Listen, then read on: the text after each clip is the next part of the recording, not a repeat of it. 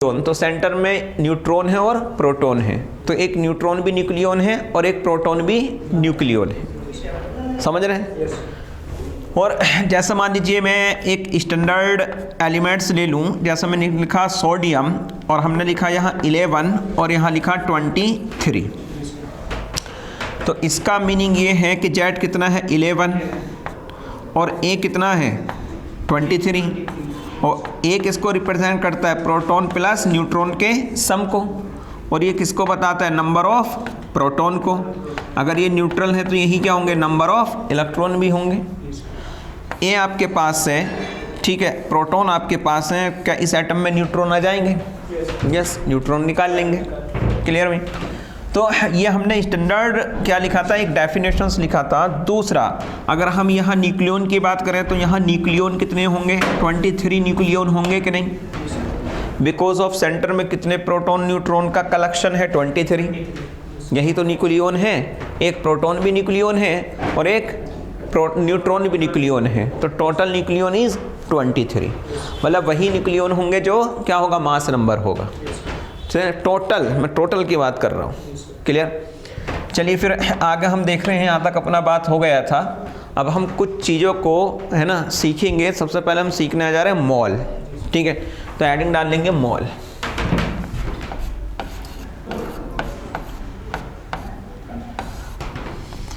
और मोल में सिर्फ एक ही लाइन लिखेंगे, इसमें लिख लो कि just like counting unit.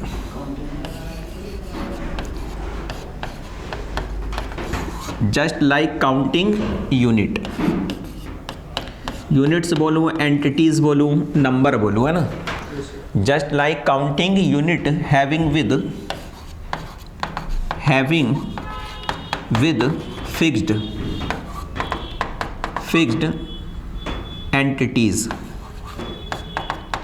Entities as 6.023 into 10 to the power 23 units. Clear है? तो भाई मोल कुछ नहीं है, केमिस्ट्री में जो चीज़ हम काउंट कर रहे हैं उसके लिए जो यूनिट यूज़ ले रहे हैं उसी को नाम दे रहे हैं मोल। अगर हम केमिस्ट्री में बात करें तो किस चीज़ को हम काउंट कर रहे हैं, वो आयन को कर सकते हैं, मॉलिक्यूल्स को कर सकते हैं, एटम को कर सकते हैं, इलेक्ट्रॉन को कर सकते हैं, प्रोटॉन को कर सकते हैं, न्यूट्रॉन को, एक्सेट्रा। जितनी भी केमिकल स्पीसीज है सभी को क्या किया जा सकता है काउंट, और उनकी काउंटिंग के लिए जो हेल्प करेगा वो कौन होगा, मोल होगा। जैसे भैया आप जाते हैं, अगर एक ठेले वाला आपके पास है, वहाँ से आप केला खरीदते हैं तो वो काउंट करके देखता है। आपको जो केला वो देगा मार्केट से, वो काउंट करके देता है, और काउंट करने की वहाँ एक स्पेसिफिक यूनिट है जिसको हम दर्जन बोलते हैं। आपने उससे बोला भाई 1 दर्जन केला चाहिए, तो आपको नंबर नहीं बताना पड़ा कि 12 चाहिए। 2 दर्जन का मीन्स वो समझ जाता है 24 चाहिए। तो अब केमिस्ट्री हम मोल का नंबर समझ रहे होंगे, समझ रहे हैं। जैसे ठेले वाले के पास जाकर के बोलते हैं कि हम क्या बोलते हैं 1 दर्जन दे दो, वो फिक्स 12 देता है। ऐसी केमिस्ट्री में जब हम 1 मोल देंगे तो अब एक नंबर से रिप्लेस कर देंगे उसको, और वो नंबर कितना होगा, close to 6 × 10 to the power 23 entities या नंबर। जैसे मैंने बोला कि कोई सैंपल है ना, इलेक्ट्रॉन का कलेक्शन है, कोई सैंपल है, और मैंने बोल दिया कि उसमें 1 मोल ऑफ इलेक्ट्रॉन है। क्या बोल दिया कि 1 mole of electron available, 1 mole of electron present in a sample. तो अब ये तय हो गया कि इलेक्ट्रॉन कितने होंगे, 6 × 10 to the power 23 इलेक्ट्रॉन है उस सैंपल के अंदर। और 1 इलेक्ट्रॉन के बारे में हम सब जानते हैं, ठीक है। तो यूनिटरी मेथड से हम यहाँ सब कुछ कैलकुलेट कर सकते हैं। क्लियर भाई? चलिए, तो मोल फिनिश हो गया। तो मैं बोल सकता हूँ कि 1 मोल क्या, कि 1 मोल इज इक्वल टू कितना हो जाएगा, 6.023 into 10 to the power 23 units. Clear है भाई? और इसी को नाम दिया गया है एवोगाद्रोस यूनिट। इसी को बोला गया है एवोगाद्रोस यूनिट, और रिप्रेजेंटेशंस क्या होगा, एन। समझ में आता भाई? एक साइंटिस्ट था, इस फिक्स्ड नंबर को उसने अपने नाम से रिप्रेजेंट कर दिया, एवोगाद्रोस नंबर या यूनिट। तो इसको रिप्रेजेंट कैसे करेंगे, A for Avogadro's, N for number. तो मैं बोल सकता हूँ कि 1 मोल, क्या बोल सकता हूँ कि 1 mole is equal to Na और is equal to 6.023 into 10 to the power 23 number या यूनिट या एंटिटीज। तो हम ये बोलते थे कि इस हाथी का वेट 20 सिलेंडर है, समझ रहे हैं, या 100 सिलेंडर है। तो वहाँ कहानी सिलेंडर में चलती थी जो स्टैंडर्ड है अभी, बट उसके बाद साइंटिस्ट आए, रिसर्च चली, तो हमने क्या किया कि उसको सिलेंडर को रिप्लेस कर दिया किससे, केजी से। उस एक सिलेंडर को नाम दे दिया 1 kg।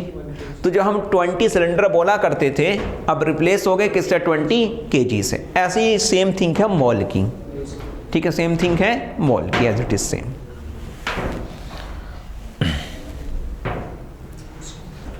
चलिए इसका स्टैंडर्ड डेफिनेशंस भी लिख लीजिए, कभी एग्जाम में पूछ लेता है। लिखेंगे स्टैंडर्ड डेफिनेशंस ऑफ मोल, और इसमें लिखेंगे 1 mole of any compound contains 1 mole of any compound contains atom as many entities. 1 mole of any compound contains atoms as many entities as present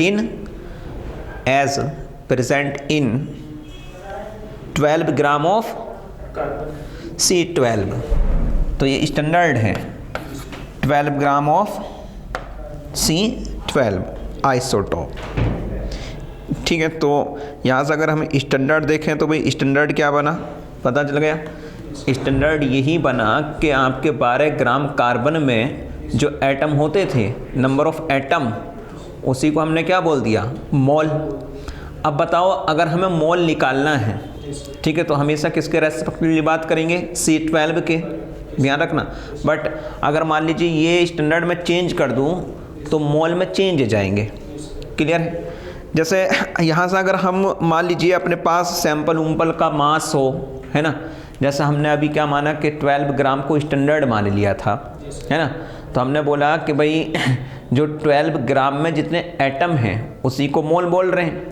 तो अगर हमें एक स्टैंडर्ड क्या बनाना हो, फॉर्मूला मोल का, तो हम फॉर्मूला कैसे बना सकते हैं, देखो, मास ऑफ सैंपल, है ना, जो मास है सैंपल का, और डिवाइड कर दूँ किससे, उससे मोलर मास से, है ना, किससे, मोलर मास से कर दें, तो उसमें कितने एटम हैं, है ना, ठीक है, मोल निकल कर आ जाएगा। क्या निकल कर आ जाएगा, मोल। खैर ये चीज़ हम देखेंगे अभी धीरे धीरे, बिकॉज स्टैंडर्ड डेफिनेशन से आगे हम बढ़ रहे हैं। इसके बाद हम भाई डिफाइन कर रहे हैं AMU को, लिखेंगे AMU, ठीक है। मोल के बाद डिफाइन क्या कर रहे हैं, AMU। इसका फुल फॉर्म क्या होगा, atomic mass unit, atomic mass unit भाई, ठीक है, एटॉमिक मास यूनिट।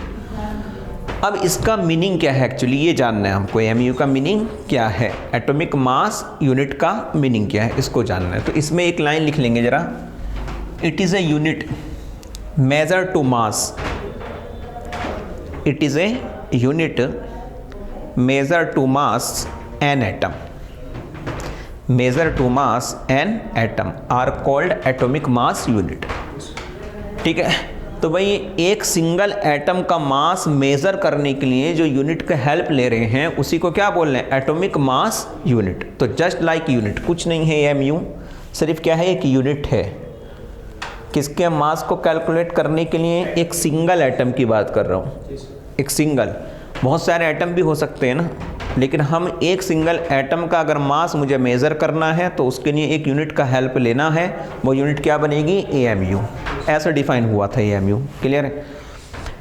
तो देखना, तो मैं बोल सकता हूँ कि यहाँ से लिख लेंगे अभी 1 AMU इज़ इक्वल टू होता है 1/Na ग्राम, क्या, 1/Na ग्राम, और ये इक्वल हो जाएगा, है ना, इसकी वैल्यूज़ रख दो यहाँ 6.023 इंटू 10 टू द पावर 23, और जब आप इसको कैलकुलेट करोगे तो ये स्टैंडर्ड आता है 1.66 और इंटू 10 टू द पावर -4 ग्राम भाई, ठीक है। ये आपको याद करना है, ठीक है, एक AMU किसके इक्वल है 1.66 इंटू 10⁻⁻24 ग्राम के।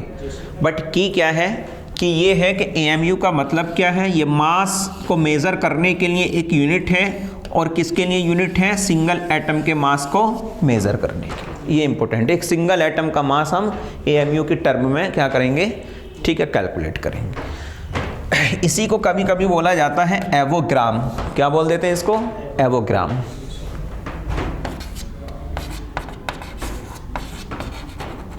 एवोग्राम, या इसी को बोला जाता है यूनिफिड मास। यूनिफिड मास रिप्रेजेंटेशंस होगा स्मॉल u। बात एक ही है, एटॉमिक मास बोलूं, एटॉमिक मास यूनिट बोलूं, या यूनिफिड बोलूं, या एवोग्राम बोलूं, और इसी को बोला जाता है डाल्टन। तो 1 AMU is equal to 1 Dalton, 1 AMU is equal to 1 unified और एवोग्राम, और ये रिलेशनशिप इंपॉर्टेंट है। क्लियर है? चलिए, तो हमने भाई मोल देखा, हमने देखा AMU। AMU भी एक यूनिट है ना, किसको मेज़र करने के लिए, एटम के मास को, एक सिंगल एटम की बात कर रहा हूँ। तो अब हम बात करते हैं एटॉमिक मास की। एक सिंगल एटम का मास हम कैसे कैलकुलेट करेंगे, ये एटॉमिक मास होता क्या है। तो हेडिंग होगा अपना एटॉमिक मास। एटॉमिक मास, ठीक है। अब ध्यान रखना, ये एटॉमिक मास, अगर ये सिंगल एटम का मास है तो इसके लिए एक स्टैंडर्ड यूनिट का यूज़ लेंगे, वो क्या होगा, AMU, ना कि ग्राम और ना के kg। समझ रहे हैं, किस में मेज़र करेंगे, AMU में जनरली। बिकॉज ऑफ आप देखेंगे, मैं धीरे धीरे इन चीज़ों को और क्लियर करूंगा। तो एटॉमिक मास क्या है, लिखेंगे कि mass of an atom. Mass of क्या है भाई, ये mass of an atom are called atomic mass. एक सिंगल एटम का जो मास होगा उसी को क्या हम बोल रहे हैं, एटॉमिक मास। और ये आप जानते हैं कि मान लीजिए आपके पास कोई भी एटम है, ठीक है, अगर मुझे उसका मास को फाइनली कैलकुलेट करना हो तो क्या करेंगे हम, है ना, क्या करेंगे, है ना। अब देखो ना, ये एटम है फॉर एग्जांपल, ये एटम, हम ये देखेंगे कि ये एटम कौन से पार्टिकल से मिलकर बना है और कितने पार्टिकल हैं। अगर इनका मास मैं सभी का क्या कर दूं, एडिट कर दूं 1 by 1 मास निकाल करके, तो इस बॉडी का मास मिल जाएगा ना। फॉर एग्जांपल कि मान लीजिए ये एक दीवार है, ठीक है, हमने यहाँ मान लीजिए ये इस तरीके से फॉर्म हुई है, यहाँ हमने ईंटा लगा हुआ है, ठीक है, और एक ईंटी का हमने वेट मान लिया 1 kg, और इस पूरी दीवार को बनाने में कितनी खर्च हुई हैं, 10 मान लीजिए, 10 ईंटी लगी हैं, तो इस पूरी दीवार का हम वेट निकाल सकते हैं। एक का कितना है 1 kg, तो 10 का कितना हो जाएगा इंटू 10 kg। तो इसका मीन्स अगर हमें किसी बॉडी का मास निकालना है तो जनरली क्या करेंगे, जो मासेस हैं उनको ऐड कर दो निकाल करके। अब यहाँ हमको सीखना क्या है, एटॉमिक मास कैलकुलेट करना। एटॉमिक मास का मीनिंग क्या है कि मास ऑफ एन एटम। और भाई अब अपना अपना टारगेट क्या है, एटॉमिक मास निकालना। How to calculate atomic mass, ठीक है, how to calculate atomic mass. तो भाई जाहिर सी बात है, मुझे एटम का मास चाहिए, तो सबसे पहले तो मैं यही देखूंगा ना कि वो एटम किस पार्टिकल से मिलकर बना है और कितने पार्टिकल हैं। और आप जानते हैं कि एटम के अंदर 3 पार्टिकल्स होता है, एक न्यूट्रॉन होता, प्रोटॉन होता और इलेक्ट्रॉन होता। और मैं मास का ऑर्डर ऑलरेडी आपको लिखा चुका हूँ। सबसे हैवियर पार्टिकल कौन सा है, न्यूट्रॉन, और उसके बाद प्रोटॉन, और सबसे लाइटली पार्टिकल क्या है, इलेक्ट्रॉन। बट हम कैलकुलेशंस में इन दोनों का मास क्या ले लेंगे, लगभग बराबर ले लेंगे, है ना। और इन दोनों का मास मैं लिखा भी चुका हूँ एग्जैक्ट। और इलेक्ट्रॉन का कितना होता है 9.1 इंटू 10⁻⁻31 kg। बट इनका अगर देखूँ तो 10⁻⁻27 kg। वो अंडरस्टूड है भाई, वो एज ए रिविज़न हम चैप्टर को क्लोज करेंगे, समझ रहे हैं। तो अंडरस्टूड है, ये मास का ऑर्डर है। और मुझे किसी एटम का मास चाहिए, तो इन सब के मास को निकाल करके क्या कर दूं, ऐड कर दूं, तो मुझे क्या मिल जाएगा, एटॉमिक मास मिल जाएगा एक सिंगल एटम का। अब जरा देखो, जो मैंने एक यूनिट डिफाइन किया था AMU, वो इसी वजह से डिफाइन हुआ था क्योंकि आप जानते हैं कि एटम के अंदर जो पार्टिकल्स हैं उनका मास बहुत ज़्यादा रिड्यूस्ड है, समझो ना, कितना है 10⁻⁻27 kg। तो ज़रा बताओ, एक तो मास उतना कम और यूनिट उतनी बड़ी, तो इसको इसमें रिप्रेजेंट करते हुए अच्छा नहीं लगता। इसका मीन्स अगर मास हाईली रिड्यूस्ड है तो कोई यूनिट ऐसी चाहिए जो खुद रिड्यूस्ड हो, स्मॉल यूनिट हो। अगर मैं इसको ग्राम में भी रिप्रेजेंट करूं तब भी अच्छा नहीं लगेगा, बिकॉज ऑफ अगर ग्राम में देखें तो कितना हो जाएगा 10⁻⁻24 ग्राम। तो भाई इसके रेस्पेक्टिवली ग्राम भी बहुत बड़ी यूनिट है, तो ऐसी यूनिट को डिफाइन किया गया जो क्या हो, बहुत स्मॉलर हो, बहुत छोटी यूनिट हो। तो मास की बहुत छोटी यूनिट क्या हो गई, डाल्टन। मास की बहुत छोटी यूनिट क्या हो गई, AMU। ऐसा नीट में आपके यहाँ पूछा हुआ क्वेश्चंस था, ठीक है, कि कौन सी यूनिट सबसे छोटी है, ये कौन सी यूनिट सबसे बड़ी है, ऐसा पूछा हुआ था। अब देखो भाई, तो समझ रहे हैं AMU कब बना, क्योंकि ये मास की बहुत लार्ज यूनिट है और आपका एटॉमिक मास हाईली रिड्यूस्ड है। तो इसी वजह से हम केजी या ग्राम में इसको मेज़र ना करके एक ऐसी यूनिट की रिक्वायरमेंट हुई जो हाईली रिड्यूस्ड हो, ठीक है। तो यही वजह है कि हम इसके एक सिंगल एटम के मास को हमेशा किस में रिप्रेजेंट करेंगे, AMU में, ना कि केजी और ग्राम में। क्लियर है। तो अब हमारा टारगेट क्या है, मास ऑफ एन एटम निकालना। क्या निकालना है, मास ऑफ एन एटम, ये कैलकुलेट करना है। कैसे करेंगे मास ऑफ एन एटम, जितने पार्टिकल हैं, ठीक है, सबके मास को कैलकुलेट करो और 1 बाय 1 ऐड कर दो तो पूरी बॉडी का मास मिल जाएगा, पूरे एटम का मास मिल जाएगा। तो मैं बोलूँगा कि मास ऑफ, यहाँ से क्या लिखेंगे कि mass of total, mass of total electron, plus क्या करेंगे भाई कि मास ऑफ क्या, कि मास ऑफ टोटल प्रोटॉन, और प्लस क्या कर देंगे, मास ऑफ टोटल न्यूट्रॉन। भाई यही है ना, बस पार्टिकल्स यही हैं।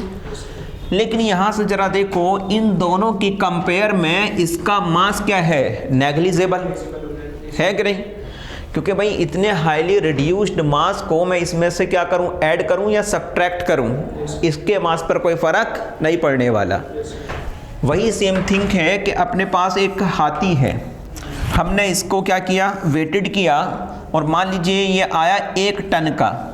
अब इस पर हम क्या करते हैं, एक छोटी सी चूटी को बिठा देते हैं, फिर इसका मास मेज़र करें तो इस पर कोई फ़र्क पड़ेगा क्या, नेट रिजल्ट पर कोई फ़र्क नहीं पड़ेगा, क्योंकि मास तो चींटी का भी है बट इसके कंपेयर में नेग्लिजिबल है। मास ऑफ हाथी जो है वो क्या है, बहुत बड़ा नंबर है, ये बहुत ज़्यादा है। तो चींटी का उसके कंपेयर में क्या है, मास नेग्लिजिबल, तो मैं उसको क्लोज टू 0 मान के क्या कर सकता हूँ, साइड कर सकता हूँ। As it is same thing है, ठीक। वैसे अगर हमको नेट मास चाहिए तो जितने पार्टिकल होंगे सबका मास ऐड होना पड़ेगा, लेकिन इन दोनों के कंपेयर में इसका जो मास है वो बहुत नेग्लिजिबल है। ये कितना है, 10⁻31 kg और ये 27 kg। तो जाहिर सी बात है इनके कंपेयर में क्या है, तो मैं बोलूँगा कि यहाँ से जो आपका मास ऑफ इलेक्ट्रॉन है क्लोज टू 0 ही है। क्या मान लिया हम उसको, नेग्लिजिबल। तो इसका मीन्स अब मास ऑफ एन एटम किस पर डिपेंड करेगा, मास ऑफ टोटल प्रोटॉन और मास ऑफ टोटल न्यूट्रॉन पर, ठीक है। तो मैं लिख सकता हूं यहां से कि मास ऑफ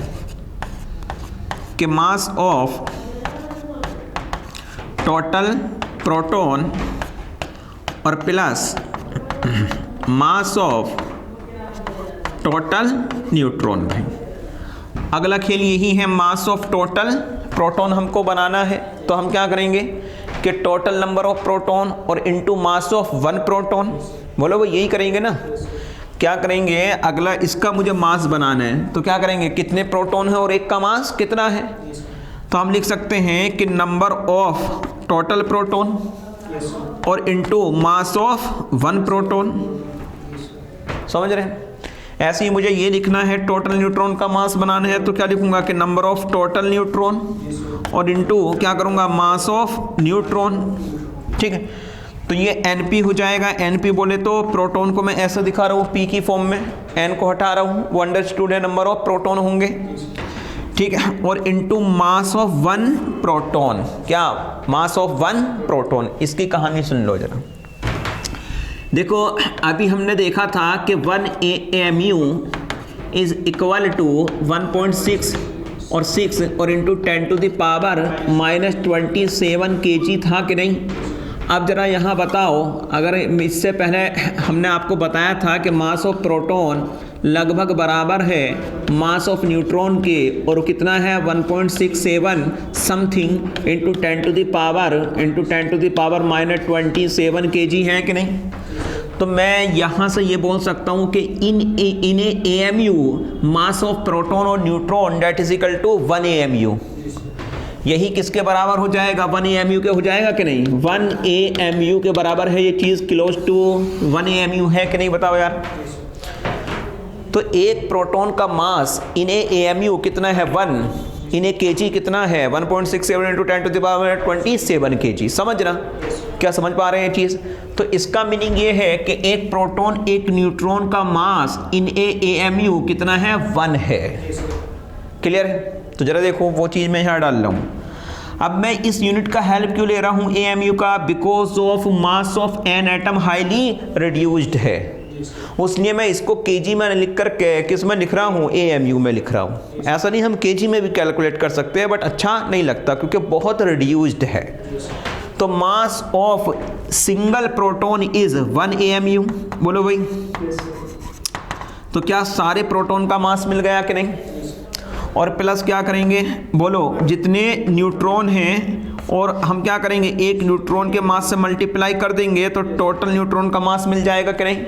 और mass of neutron in AMU क्या है, 1 AMU है कि नहीं, जरा बताओ भाई। तो यहाँ से अगर हम देखें तो क्या बन रहा है, यहाँ से बन रहा है, देखिए ये बना P और ये N है, और यूनिट क्या आ गई AMU। AMU कॉमन आ गया कि नहीं। और आप जानते हैं ये चीज़ क्या है, ये चीज़ क्या है ना, क्या है ये चीज़ क्या है, न्यूक्लियन। ये यही चीज़ के टोटल न्यूक्लियन, या इसी को क्या बोल रहे थे, मास नंबर। लिखा था ना अभी, A क्या होता है P प्लस N। अगर इसमें मैं क्या लगा दूँ, AMU यूनिट लगा दूँ, तो यही क्या बन जाएगा, एटम का मास। तो जरा बताओ, इसको मैं रिप्लेस कर सकता हूँ A से कि नहीं, और इसमें यूनिट क्या लगा दूँ, AMU। तो अब ये मास नंबर क्या बन गया है, एटम का मास। तो मास नंबर अलग चीज़ है, एटॉमिक मास अलग चीज़ है। मास नंबर तो एटम के अंदर प्रोटॉन न्यूट्रॉन का सम बताता है सिर्फ, ठीक है। और आपका जो उसी में अगर मैं यूनिट लगा दूँ तो वही अब क्या बन जाएगा, समझना, वही क्या बन जाएगा, उस एटम का मास। अब ये AMU क्या मैसेज दे रहा है, एक सिंगल एटम का मास है, तो भाई सिंगल एटम का मास कितना आ गया, AMU। समझ में आ गया चीज़। तो अगर ऐसी आर्टिफिशियल प्रॉब्लम आएंगी तो कर लेंगे, कोई एटम आर्टिफिशियल बना कर दे देगा, उसमें प्रोटॉन भी दे देगा, है ना, न्यूट्रॉन भी दे देगा, उनके मासेस दे देगा, और पूछेगा कि बताओ इस, है ना, एटम का मास क्या है। तो एक एटम का मास निकालने के लिए उसमें जो पार्टिकल्स हैं उनके मास को निकाल लो और सबको ऐड कर दो, भाई वही तो उस एटम का मास होगा कि नहीं, जो हम किए हैं अभी। क्लियर। चल, तो atomic mass that is equal to क्या आ गया, AMU। ए क्या है भाई आपका, ए क्या है, हाँ क्या है, मास नंबर। क्या है, मास नंबर, या इसी को बोला जाता है नंबर ऑफ टोटल न्यूक्लियन। ठीक। तो क्या अब मैं ऐसा लिख सकता हूं, ऐसा लिख सकते हैं कि मास ऑफ सिंगल प्रोटॉन की बात कर रहा हूं, डेट इज इक्वल टू, है ना, mass of single proton that is equal to 1 AMU होगा कि नहीं। ऐसी मास ऑफ सिंगल न्यूट्रॉन की बात करूं, मास ऑफ सिंगल न्यूट्रॉन की बात करूं तो ये भी कितना होगा, बोलो 1 AMU होगा कि नहीं। क्या होगा, 1 AMU।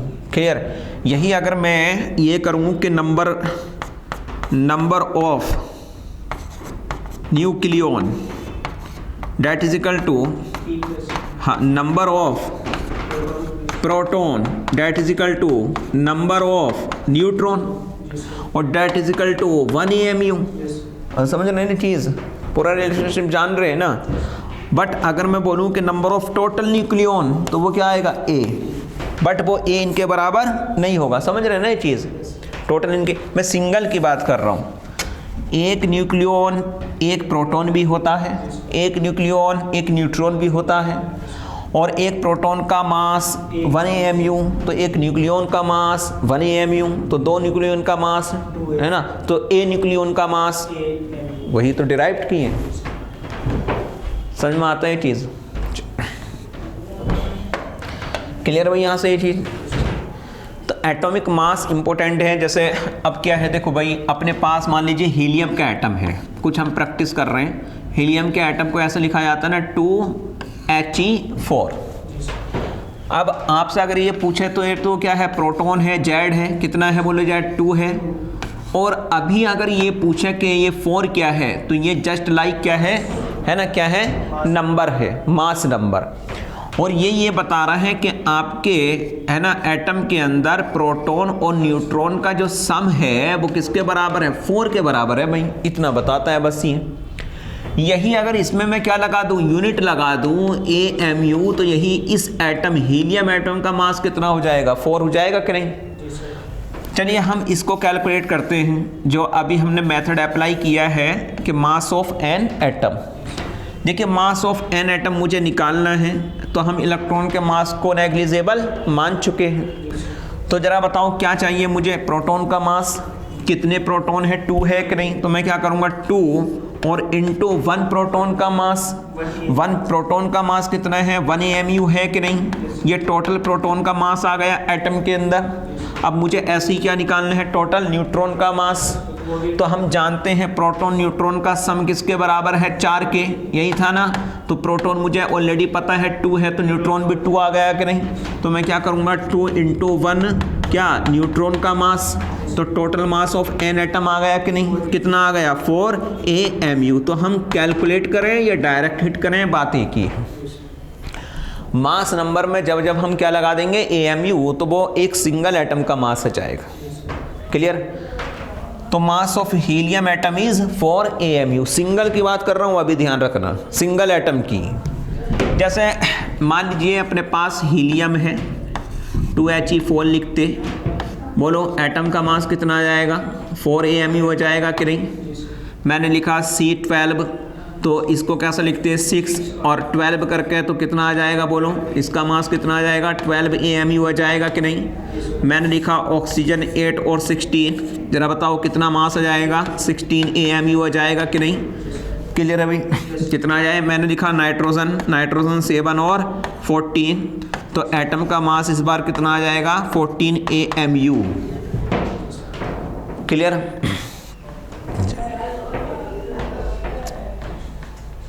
तो इसमें कोई दिक्कत नहीं होगी, है ना, आराम से। जैसे हमने हाइड्रोजन ले लिया, तो हाइड्रोजन को क्या लिखा जाता है 1H1, तो क्या लिखेंगे 1 AMU, 1 AMU।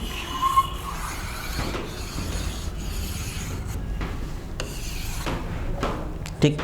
अब ज़रा बताओ, यहीं से अगर हम ये सोचें, यहाँ से एक फॉर्मूला जैसा हम सोच लें, देखो फॉर्मूला कुछ नहीं होता, ये की आप जानते हैं तो नो डाउट आप निकाल सकते हैं। मान लीजिए हमारे पास एक वेट का कलेक्शन है, ठीक है। मान लीजिए ऐसे ही मैं एक एग्जांपल लेना चाह रहा हूँ, जैसे आपके पास ये हीलियम एटम है, ये हीलियम एटम है, वो बोल देगा कि 24 AMU of helium atom are present in a sample, ठीक है। तो हीलियम एटम के सैंपल का मास गिवन है, कितना है 24। तो पूछ लेगा कि बताओ इसमें कितने एटम प्रेजेंट है हीलियम के, समझ रहे हैं ना। तो लगा सकते हैं यूनिट्री से, देखो कैसे लगाएंगे, जरा देख लो, फॉर्मूले की नीड ही नहीं है हमको, उसने एटम पूछा है और ये जो आपका जो सैंपल है उसका मास गिवन है, जबकि हम एक एटम के मास, एक हीलियम एटम का मास तो जानते हैं ना। तो ज़रा बताओ, हम यही बोलेंगे कि हमको नंबर ऑफ एटम निकालने हैं, तो हम बोलेंगे कि 24 AMU, ठीक है, मास है किसका, सैंपल का। और हम क्या जानते हैं, हम ये जानते हैं कि एक एटम का मास, एक हीलियम एटम का मास कितना है 4। तो अब जरा सोचो ना कि 24 जो एटम होंगे, मतलब 24 मासेस ऑफ सैंपल में कितने एटम होंगे, ऐसा सोच लो। तो एक का 4 है तो कितने एटम आ जाएंगे, 24/4 कर दूं तो एटम आ जाएंगे ना, 24/4 कर दो तो नंबर ऑफ एटम आ जाएंगे। कैसे देखो, एक एटम का मास 4 AMU, 2 एटम का मास इंटू 2, 3 एटम का मास इंटू 3, 4 एटम का मास इंटू 4, 5 एटम का मास इंटू 5। समझ रहे हैं चीज़? तो जरा बताओ, अगर अपने पास 8 AMU होता, क्या होता है ना, हीलियम एटम के सैंपल का मास कितना होता, 8 AMU, तो हम डायरेक्ट हिट कर सकते थे कितने एटम है उस सैंपल में हीलियम के, 2 हैं कि नहीं, क्योंकि एक का 4 है तो 8 सैंपल का मास कितने का होगा, कितने एटम का होगा, 2 का हो जाएगा। यही अगर मान लीजिए मैं 16 ले लूँ तो कितने आ जाएंगे, 4 एटम आ जाएंगे। यही अगर हम क्या ले लें, 20 ले लें तो कितने आ जाएंगे, 5 जाएंगे। यही हमने कितना ले लिया 24, तो कितने आ गए, 6 आ गए कि नहीं। तो इसका मीन्स यहाँ से हम एक स्टैंडर्ड फॉर्मूला बना सकते हैं कि नहीं। स्टैंडर्ड फॉर्मूला क्या है कि नंबर ऑफ एटम, क्या कर रहा हूँ कि number of atom that is equal to mass of sample और डिवाइड बाई एटॉमिक मास, है ना, divide by atomic mass. Clear है?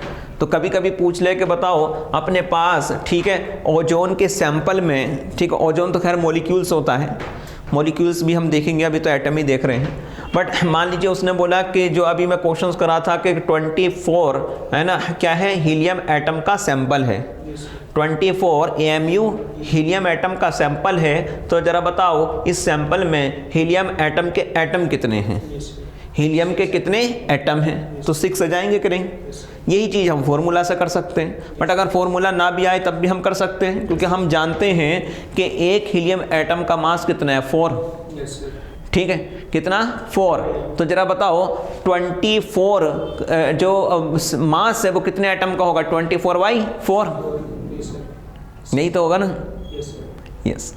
क्योंकि हम तो इस तरीके से हम एक फॉर्मूला बना सकते हैं। तो लिखेंगे कि number of atom that is equal to क्या हो जाएगा, मास ऑफ सैंपल। अब ये मास भी किस में होना चाहिए, इन AMU, यूनिट तो सेम होगी तभी कटेगी ना भाई। तो नीचे भी क्या होगा, AMU होगा, तो नीचे क्या आ जाएगा, एटॉमिक मास, और ये मास भी किस में होना चाहिए, इन AMU। एक क्वेश्चंस कर लेंगे, लिखेंगे इसमें कि 24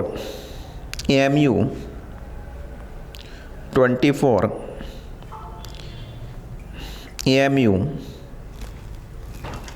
मास ऑफ सैंपल,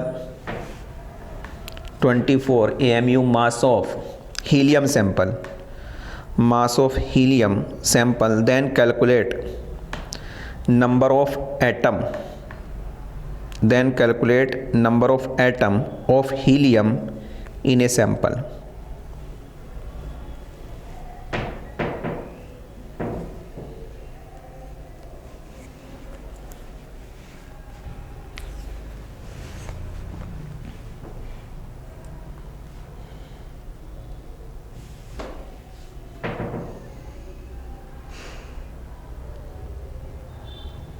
बताओ जरा, 6 एटम आ जाएंगे। अच्छा, तो इससे हम जा सकते हैं डायरेक्ट, लेकिन ध्यान रखने वाली बात ये है कि कभी कभी अगर वो मास ऑफ सैंपल ग्राम में दे दे, ध्यान रखने वाली, जैसे ये 24 ग्राम दे देता, अभी तो मैंने AMU में दिया है, तो चलो 24 ग्राम ले लूँ इस बार। अब हम कैसा समझ रहे हैं, 24 gram sample of helium atom, ठीक है। तो calculate the number of atom of helium in a sample. Clear है? तो कैसे करेंगे कि नंबर ऑफ एटम, ठीक है, डेट इज इक्वल टू क्या हो जाएगा, मास ऑफ सैंपल, और मास कितना है 24 ग्राम, और अपॉन एटॉमिक मास तो AMU में होगा, एक सिंगल एटम का मास कितना है 4 ग्राम, 4 AMU। अब ये कट नहीं सकती यूनिट, या तो इसको चेंज कर लो या इसको चेंज कर लो। और हम जानते हैं कि 1 AMU क्या होता है, 1 AMU इज इक्वल टू क्या होता है 1/Na ग्राम, क्या होता है 1/Na ग्राम। तो इस यूनिट से हमें हेल्प मिल जाएगी, ठीक है, समझ रहे। तो 1 ग्राम कितना हो जाएगा, 1 ग्राम कितना हो जाएगा NaMu, समझ रहे। तो मैं ग्राम रिप्लेस किससे कर सकता हूँ, Na से। अब ये AMU से कट गया, तो यहाँ से देखो इस बार कितने एटम आ रहे हैं, कितना आ रहे हैं 6 Na आ रहे हैं इस बार, कितने आ रहे हैं 6 Na। या आप इसको रिप्लेस कर लो, समझ ना, इसको रिप्लेस कर लो या उसको रिप्लेस कर लो, बट यूनिट सेम होना चाहिए। और इनमें रिप्लेसमेंट कैसे होगा वो आपको रिलेशनशिप बताया गया, क्लियर है। चलिए अगला हम देख रहे हैं मॉलिक्यूल्स क्या होते हैं। एटम तो हम समझ गए, एटॉमिक मास हम समझ गए, अब क्या देख रहे हैं मॉलिक्यूल्स। तो हेडिंग डालेंगे मॉलिक्यूल्स।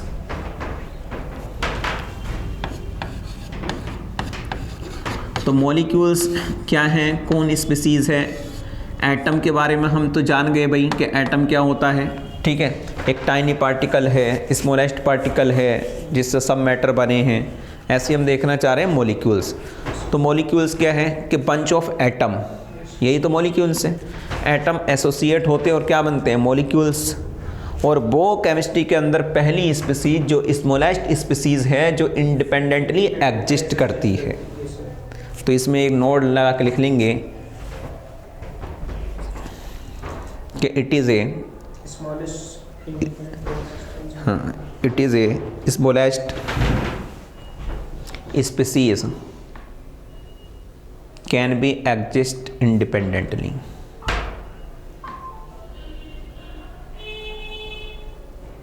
ठीक है, बट ये केमिकल रिएक्शंस में पार्टिसिपेट नहीं करते। ठीक है, तो मॉलिक्यूल्स के बारे में आइडिया हो गया। बंच ऑफ एन एटम, जितने भी एटम हैं उनका एसोसिएशन मॉलिक्यूल्स है, ठीक है। और केमिस्ट्री की टर्म में अगर बात करें तो वो स्मॉलेस्ट स्पीसीज जो इंडिपेंडेंटली क्या करती है, एग्जिस्टेंस करती है, क्लियर। सेकंड, अब हम इसके मास को क्या करेंगे, कैलकुलेट। जैसे हमने एटम के मास को कैलकुलेट किया था और क्या नाम दे दिया था, एटॉमिक मास। एक एटम के मास को हमने कैसे कैलकुलेट किया, पता चल गया।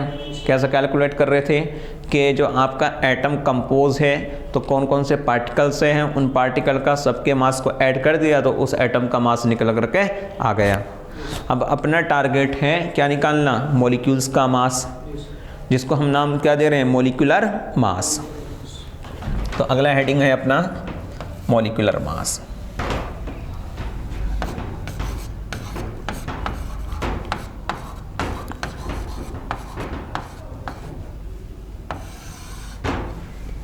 मॉलिक्यूलर मास, तो इसमें लिखेंगे कि मास ऑफ, मॉलिक्यूलर मास में लिखेंगे कि मास ऑफ, हाँ, मास ऑफ वन मॉलिक्यूल्स, ये है मॉलिक्यूलर मास।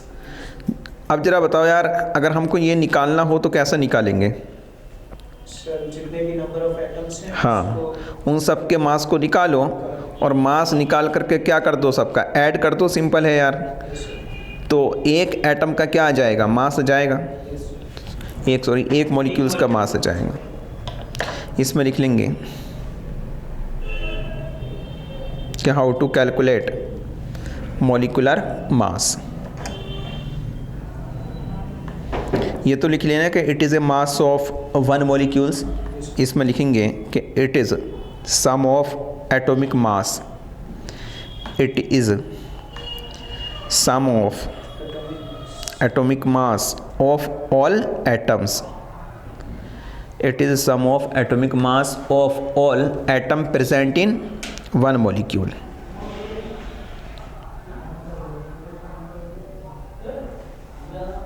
ठीक है भाई। जैसे मान लीजिए अपने पास फॉर एग्जांपल इसका मास निकालना है मुझे, H2O, it is A molecules bunch of atom. तो हम क्या करेंगे, इसका मास निकालने के लिए जितने भी एटम्स हैं उनके मास को क्या कर दें, बोलो ऐड कर दें निकाल करके। अब इस एटम को अगर मैं देखूं तो इसमें एक हाइड्रोजन एटम है, अगेन फिर से हाइड्रोजन एटम है, और अगेन एक ऑक्सीजन का एटम है, यही है ना। तो ज़रा बताओ, इस एटम का मास हम कैलकुलेट कर सकते हैं, क्या हो जाएगा, 1 AMU हो जाएगा कि नहीं। इसका भी कितना हो जाएगा, 1 AMU हो जाएगा। और ऑक्सीजन का भी दिखाया हूँ। ऑक्सीजन का कितना होगा, इसके मास नंबर के बराबर, बस क्या लगा देंगे, यूनिट लगा देंगे। तो H2O का जो मोलर मास है, एक सिंगल मोलिक्यूल्स ऑफ वाटर का जो मोलर मास है वो कितना आ गया, 18 AMU। अब बच्चा गलती यहीं करेगा, उसको AMU और ग्राम में कोई फ़र्क ही नहीं लगता। वो सोचता है AMU और ग्राम सेम ही चीज़ है, सेम चीज़ नहीं है भाई। AMU किसके लिए रिप्रेजेंट हो रहा है, सिंगल स्पीसीज के लिए, चाहे वो एटम हो या फिर मॉलिक्यूल्स। अभी हम थोड़ी देर में देखेंगे ग्राम किसके लिए रिप्रेजेंट होता होगा। समझ में आ गया चीज़। तो भाई बहुत डिफरेंस है AMU और ग्राम में। AMU बताता है एक सिंगल मॉलिक्यूल्स या सिंगल एटम का मास। जैसे अपने पास फॉर एग्जांपल अपने पास H2 है, क्या है H2, अभी निकाले थे H2O है, अपने पास CH4 है, ये सारे मॉलिक्यूल्स हैं कि नहीं। और भाई अपने पास NH3 है ना, और ये एक्सेट्रा, और भी जैसे अपने पास O3 है, अपने पास O2 है भाई, ठीक है, ये सब मॉलिक्यूल्स हैं। इनका मुझे मास चाहिए, तो इसका मास कितना हो जाएगा बोल दो, 2 AMU हो जाएगा कि नहीं डायरेक्ट, ठीक है। और इसका भी निकालने हैं, कितना हो जाएगा 18 AMU। निकालने का मेथड तो वही होगा जो बताया हूँ। इसका कितना हो जाएगा ज़रा बताओ, 4 ये हो जाएगा और 12 ये हो जाएगा, है ना। तो कितना हो जाएगा 16 AMU हो जाएगा कि नहीं, ठीक है। इसका बोलो कितना हो जाएगा 17 AMU हो जाएगा कि नहीं। इसका 14 और 3 ये, और इसका एक का कितना होता है 8, तो 3 का क्या हो जाएगा, 3 का क्या हो जाएगा 24 AMU। अच्छा हाँ 16, तो 48 AMU। इसका बोलो कितना हो जाएगा 32 AMU। ये क्या कैलकुलेट कर लिए हमने इनके, ठीक है। क्या है मॉलिक्यूलर मास, मॉलिक्यूल की फॉर्म में है ना। सर AMU मॉलिक्यूल का भी, हाँ देखो अगर हम ये लिखें He, इसका मास क्या है 4 AMU। ये मैसेज ये बता रहा है कि या तो सिंगल एटम है या सिंगल मॉलिक्यूल्स है। AMU क्या मैसेज दे रहा है, सिंगल के बारे में। अब सैंपल किस फॉर्म में, हीलियम के फॉर्म में, एटम की फॉर्म में, तो यही नाम क्या हो जाएगा एटॉमिक मास। यही सैंपल में H2 का ले लूँ तो यही नाम क्या हो जाएगा, समझ रहे, क्या निकल कर आएगा 2 AMU। तो 2 AMU का मीनिंग क्या है कि ये क्या है मॉलिक्यूलर मास, बट एक ही मॉलिक्यूल्स का है, बट एक ही एटम का है, समझ रहे।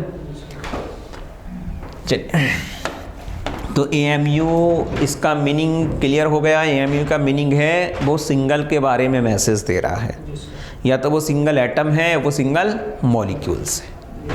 मॉलिक्यूल्स का मास निकालोगे तो क्या कहला देगा, मॉलिक्यूलर मास। एटम का निकालोगे तो एटॉमिक मास। क्लियर। अब जरा बताओ यहाँ से अभी हम क्या निकाल सकते हैं, नंबर ऑफ मॉलिक्यूल्स निकाल सकते हैं। जैसा हम वहाँ नंबर ऑफ एटम निकाल लेते हैं तो यहाँ क्या निकाल सकते हैं, नंबर ऑफ मॉलिक्यूल्स। तो फॉर्मूला क्या बनेगा बताओ कि number of molecules that is equal to क्या लिखूँ, mass of sample, mass of sample in AMU, और अपॉन यहाँ क्या आएगा, इस बार मॉलिक्यूलर मास आएगा, है ना। तो क्या जाएगा मॉलिक्यूलर मास, मॉलिक्यूलर मास। तो सैंपल में कितने मॉलिक्यूल्स होंगे वो निकाल सकते हैं अगर हम किससे डिवाइड कर दें, किससे डिवाइड कर दें, मॉलिक्यूलर मास से। चलिए जैसे एक क्वेश्चंस लिख लेंगे भाई। A sample of ozone contains, A sample of ozone contains 18.066 into 10 to the power 24 molecules. Calculate number first moles, number second number of atom.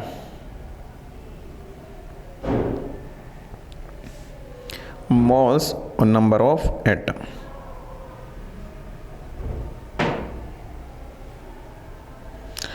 अब देखिए इसमें मोल वाला कंसेप्ट थोड़ा लग जाएगा, तो इसको ऐसे ही रहने दें। अभी हम इस चीज़ को आगे, ठीक है,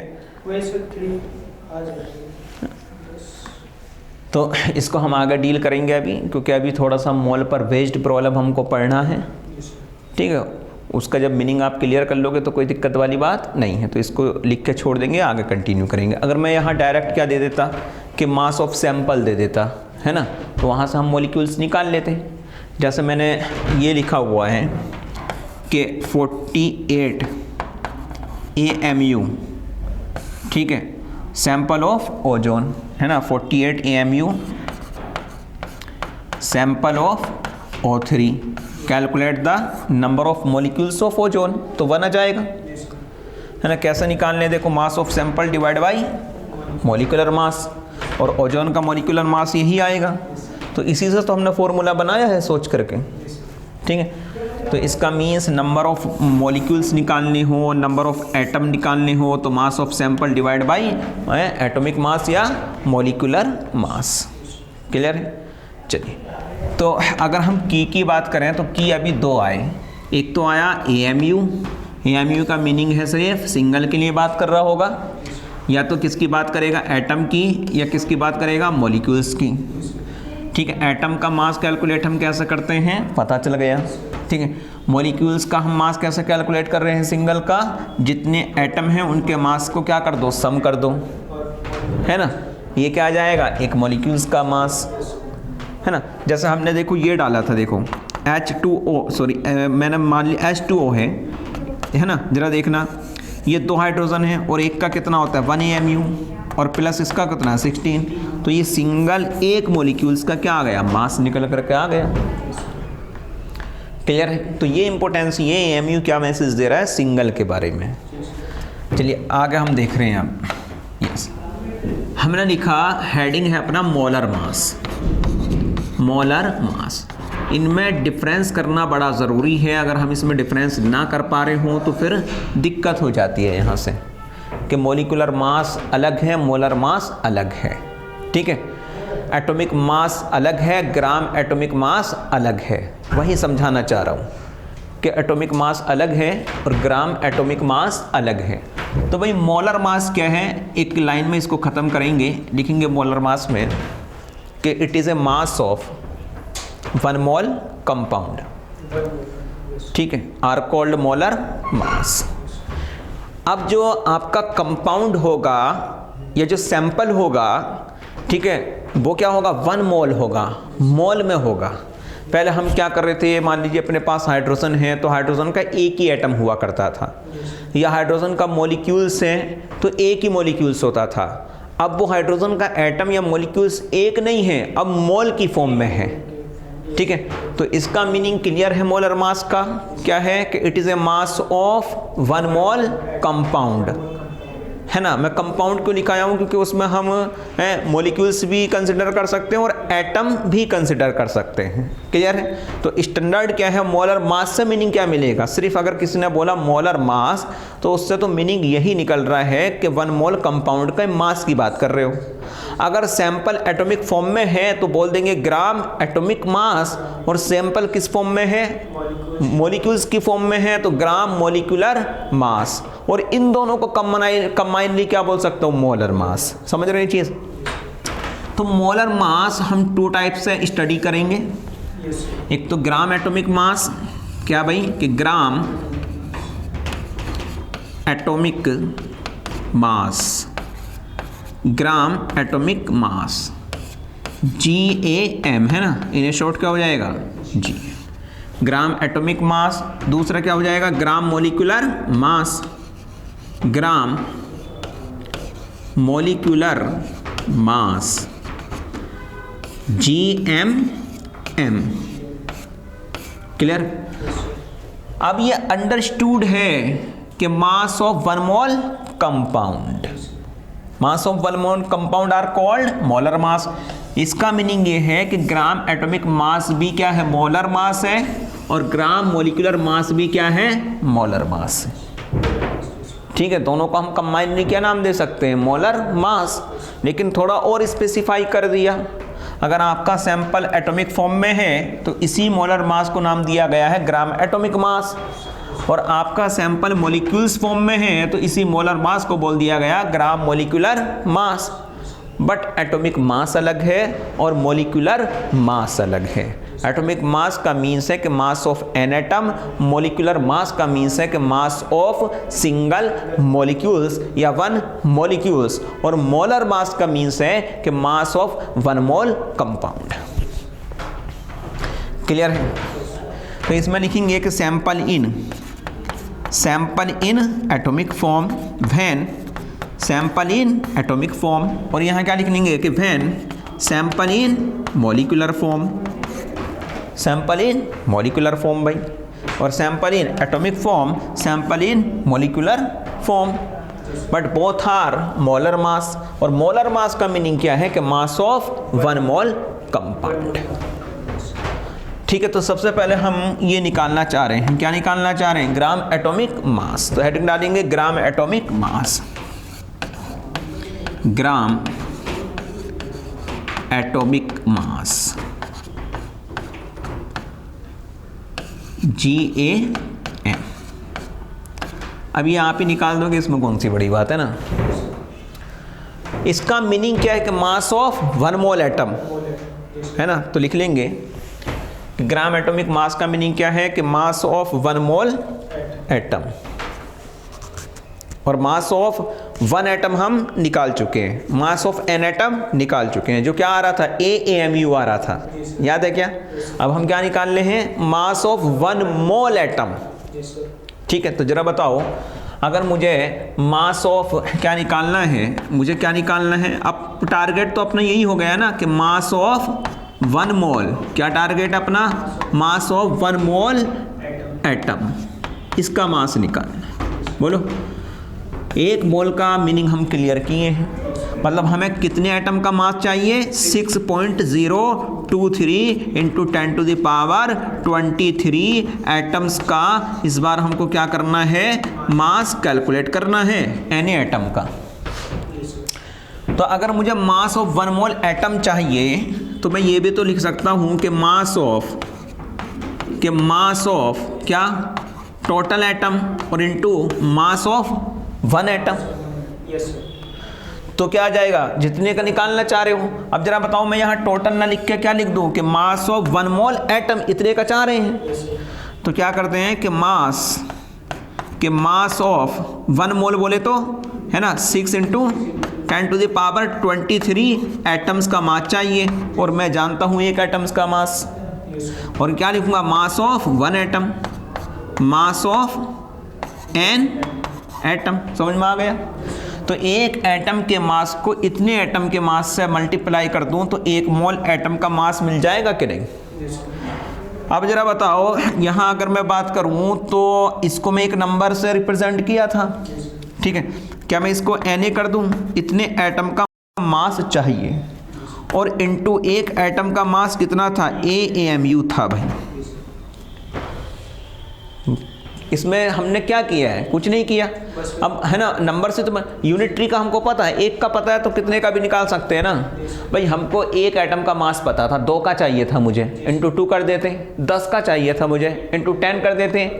आपको मुझे Na का चाहिए ना, तो इंटू Na कर दूंगा सीधे, है ना। और ये जो स्टैंडर्ड आया है Na एटम का जो मास आया है, इसी को तो बोले मोलर मास, इसी को तो बोल रहे हैं ग्राम एटॉमिक मास। एक मोल का मास निकालना है एटम का, ठीक है। तो ये आ गया। क्या मैं इसमें और भी चेंज कर सकता हूँ? यस, कर सकते हैं। जरा देखना चेंज में क्या करना चाह रहा हूँ। क्या आप जानते थे कि 1 AMU क्या है? 1 AMU इज इक्वल टू क्या होता है? 1/Na ग्राम। ये रिलेशनशिप लिखाया हूँ। तो इसको मैं ऐसा कर रहा हूँ, देखना कि Na as it is, A as it is, इसकी जगह क्या डाल रहा हूँ? 1/Na ग्राम। क्या डाल रहा हूँ? 1/Na ग्राम। इससे ये गया, क्या बचा? A ग्राम। अब समझ में आया कि AMU और ग्राम में तो बहुत बड़ा डिफरेंस है, लेकिन वो आ जाता है ना। बट ग्राम किसको रिप्रेजेंट कर रहा है? वन मोल कंपाउंड के मास को। और AMU किसको रिप्रेजेंट कर रहा है? एक सिंगल, चाहे वो एटम हो या मॉलिक्यूल्स हो, उसके मास को। यूनिट में ग्राम तभी लिखा मतलब मिलेगा, ग्राम तभी मिलेगा जब वो 1 मोल की बात कर रहा होगा। यस। और भाई नो डाउट, और AMU है तो वो सिंगल की बात कर रहा होगा। क्लियर है? तो ये अंडरस्टूड है। ये जो 1 ग्राम आया है ना, जैसे मैंने लिखा, एक तो अगर आपके एग्जाम में पूछ लिया उसने कि AMU क्या बता रहा है, यही लिख दिया हमने ग्राम क्या बता रहा है, तो बच्चा दोनों को सेम समझ लेता है। गलत है। ये बता रहा है कि सिंगल एटम होगा या सिंगल मॉलिक्यूल्स होगा, उसका मास है। और ये ग्राम ये बता रहा है कि 1 मोल ऑफ सैंपल होगा, 1 मोल ऑफ कंपाउंड होगा, ये उसके मास को बता रहा है। ये 1 एटम का है, और ये 1 एटम का नहीं है, ये 6 × 10⁻23 मॉलिक्यूल्स एटम का मास है। और इतने एटम्स का मास आप निकालोगे तो अब एटॉमिक मास तो बढ़ेगा। यही वजह है कि अब हम किस में दिखाने लगते हैं, ग्राम में दिखाने लगते हैं। लेकिन एक सिंगल का तो बड़ा रिड्यूस्ड होगा, और बहुत रिड्यूस्ड होगा तो किस में नोटेड करेंगे, AMU में करते हैं। तो भाई इम्पोर्टेंसी है इन दोनों की, समझ रहे हैं? इम्पोर्टेंसी नंबर फर्स्ट क्या है, AMU किसको बताता है, सिंगल के बारे में मैसेज देगा, और ग्राम किसके बारे में बताता है, 1 मोल के बारे में बताता है। ये मोलर मास है, ये या तो क्या है, एटॉमिक मास है या मॉलिक्यूलर मास है। एक सिंगल की बात कर रहे होंगे, और यहाँ 1 मोल की बात करेंगे, मोल वर्ड की बात कर रहे होंगे जब भी ग्राम लगा होगा। क्लियर? अब जरा बताओ, क्या यहाँ से मैं नंबर ऑफ मोल निकाल सकता हूँ फिर? अब जो मोल का फॉर्मूला आता है वो यहीं से आता है। देखो अभी हम डिफाइन कर रहे थे, क्या डिफाइन कर रहे थे, 1 मोल का mass, molar mass, it is a mass of 1 mole compound. अगर वो एटॉमिक फॉर्म में है ना, तो ग्राम एटॉमिक मास। अब फॉर एग्जांपल अभी हमने देखा कितना आया था, बोलो 1 ग्राम आ रहा था। कितना आ रहा था, 1 ग्राम। किसका मास आ रहा था, 1 मोल का। यही तो था ना, 1 मोल एटम का मास 1 ग्राम, तो 2 मोल एटम का मास 2A ग्राम। 1 ग्राम समझ रहे हो ये क्या है, ग्राम एटॉमिक मास है। और 3 मोल का कितना होगा, 3 × इतने ग्राम एटॉमिक मास। अब मुझे उल्टा सोचना है, मोल निकालने हैं, समझ रहे हो ना, क्या निकालने हैं, मोल। तो मोल कैसे निकाल सकते हैं, देखो कि नंबर ऑफ मोल, कि नंबर ऑफ मोल क्या निकालना है, represent small n, number of mole कैसे निकालेंगे, है ना। ये टोटल वेट ही तो बन रहा था, है ना? समझ रहे हैं ना, 1 मोल का मास इतना, 2 का जस्ट डबल, 3 का जस्ट, है ना। तो ये सैंपल का मास मुझे मोल निकालने इससे, तो क्या करूँ कि देखो यहाँ से देखो, ये 1, ये 2 और ये 3, यही है ना। अब मुझे मोल निकालने है, तो नेट वेट आ गया सैंपल का, इसमें मुझे क्या निकालना है, मोल। तो क्या करेंगे, इसके मोल चाहिए, 2 मोल हैं, समझ रहे हैं ना, 3 मोल है, 1 मोल है, अंडरस्टूड है। तो मुझे मोल चाहिए, तो मैं क्या कर दूँ कि इसको क्या कर दूँ, डिवाइड कर दूँ, किससे, इसके मोलर मास से, या एटॉमिक ग्राम एटॉमिक मास से बोलेंगे, ठीक है। तो क्या निकल कर आ जाएंगे, मोल आ जाएंगे। तो इसका मीन्स अगर मुझे मोल निकालने हैं तो मैं क्या करूँगा, बोलो वेट क्या लिखूँगा कि मास, मास ऑफ सैंपल या वेट ऑफ सैंपल, और अपॉन नीचे क्या लिख दूंगा, मोलर मास कर दूं। मोलर मास स्टैंडर्ड लेकर कर रहा हूं, बिकॉज ऑफ अगर वो एटॉमिक फॉर्म में होगा तो ग्राम एटॉमिक मास आ जाएगा, और अगर वो मोलिकुलर फॉर्म में हो, मोलिक्यूल्स की फॉर्म में होगा तो ग्राम मोलिकुलर मास आ जाएगा। तो स्टैंडर्ड समझ रहे हो। बट मैं क्या कर दूं, मास ऑफ, क्या कर दूं, मास ऑफ सैंपल डिवाइड बाय क्या आ जाएगा, ग्राम एटॉमिक मास। समझ रहे हैं चीज़, चलिए समझ में आ गया है। तो यहाँ से हम मोल मोल खेलेंगे, और मोल के लिए आपने पहले ही फॉर्मूला लर्न किया होगा, बट आज देखें कि आता कैसे है, ये एक्चुअल फॉर्मूला बनता कैसे है, ठीक है। तो जाहिर सी बात है। अब मान लीजिए, अब हम डिफाइन कर रहे हैं, है ना, ग्राम मोलिकुलर मास को, है ना। तो सैंपल किस में होगा, मोलिकुलर फॉर्म में होगा, इतना डिफरेंस है। और इसमें क्या लिख लोगे कि मास ऑफ 1 मोल ऑफ, हाँ, मोलिक्यूल्स। तो 1 मोलिक्यूल्स का मास हम निकालना चाह रहे हैं, तो उसको क्या बोल देंगे, GMM। क्लियर। जैसे मान लीजिए हम 1 मोलिक्यूल्स का मास चाह रहे हैं, ठीक है। जैसे हमने 1 एटम का मास माना हुआ था AMU, ऐसे मान लीजिए मैं क्या मान लूँ, XAMU। ए से डिफ्रेंशिएट करने के लिए x मान लिया, ये एक मॉलिक्यूल्स का मास है, समझ रहे हैं? कितने मॉलिक्यूल्स का मास चाहिए? Na मॉलिक्यूल्स का, तो इनटू क्या कर दूंगा, Na कर दूंगा कि नहीं, समझ रहे हैं? फिर से वो रिप्लेसमेंट कर लेंगे, ग्राम लगा दूंगा, तो इसका मीन्स क्या आ जाएगा, x ग्राम। x ग्राम बोले तो a ग्राम ही है, समझ रहे हैं ना? बट मॉलिक्यूल्स को रिप्रेजेंट करने के लिए x ले लिया, अदरवाइज कोई अंतर नहीं है, सेम है निकालने का तरीका, समझ रहे हैं ना? ये चीज़ कुछ बदला क्या? नहीं बदला। क्लियर भाई? तो मैं x ग्राम बोल रहा हूँ, उसको a ग्राम बोल रहा हूँ। अगर आपका सैंपल किस में होगा, एटॉमिक फॉर्म में, तो क्या डिफाइन होगा, ग्राम एटॉमिक मास, और मॉलिक्यूल्स फॉर्म में होगा तो gram molecular mass, but both are molar mass. मैं मोलर मास भी तो बोल सकता हूँ, बोलो भाई।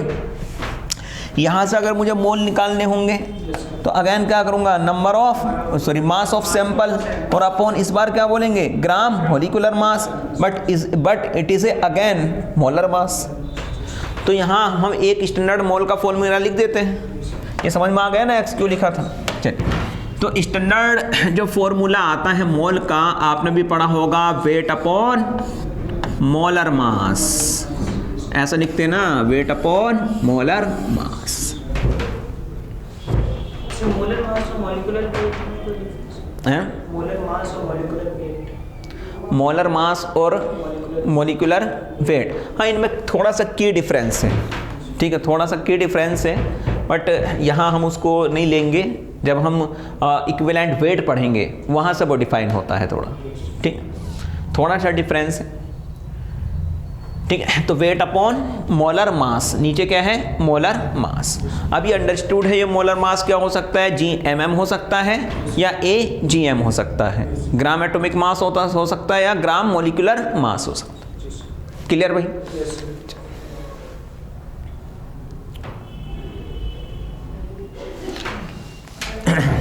चलिए, फॉर एग्जाम्पल मैं कुछ यहाँ स्टैंडर्ड ले रहा हूँ, जैसा हमने लिखा H2, हमने लिखा हीलियम, हमने लिखा O2, हमने लिखा O3, हमने लिखा NH3, हमने लिखा CH4, ठीक भाई, एसेट्रा। अब जरा बताना सोच समझ के, मैंने ये लिख दिया 16 ग्राम और लिखा 16 AMU, क्या दोनों में डिफरेंस है? यस, बहुत बड़ा डिफरेंस है।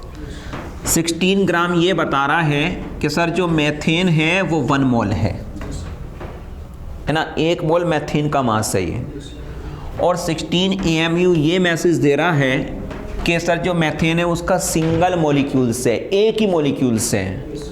लेकिन ये 16 ग्राम ये बता रहा है कि इसका एक मॉलिक्यूल से नहीं है, ये मेथेन कितने हैं, 6 × 10⁻23 मेथेन अवेलेबल है, ये उसका मास है और ये सिंगल का मास है। समझ में आ गया दोनों?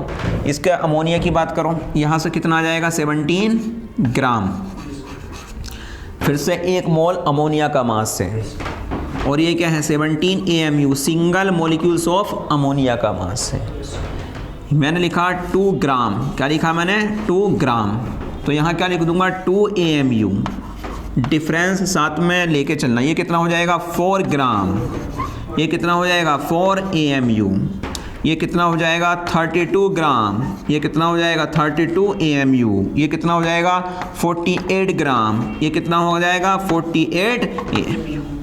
अब मैसेज देख लो भाई, क्या क्या मैसेज हैं, समझ में आता?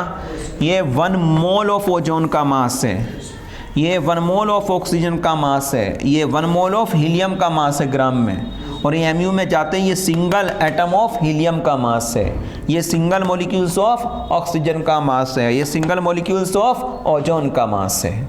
समझ में आता? और इम्पोर्टेंट थिंक देखो जरा, अब स्पेसिफाई ग्राम तो सिर्फ ये बता रहा है मुझे, क्या बता रहा है, ये मोलर मास है, क्या बता रहा है, मोलर मास, बट ये मोलर मास है, ये मोलर मास 2 टाइप का होता है, ग्राम एटॉमिक मास या ग्राम मॉलिक्यूलर मास, तो वो हम सैंपल देख करके आइडिया लगाएंगे। जी सर। कैसा आइडिया लगाएंगे, ये एटॉमिक फॉर्म में है तो इस मास को हम क्या नाम देंगे, ग्राम एटॉमिक मास। और ये एक सैंपल किस में है जरा बताओ, मॉलिक्यूलर फॉर्म में है तो क्या बोल देंगे, ग्राम मॉलिक्यूलर मास, GMM और ठीक है GAM। क्लियर बन।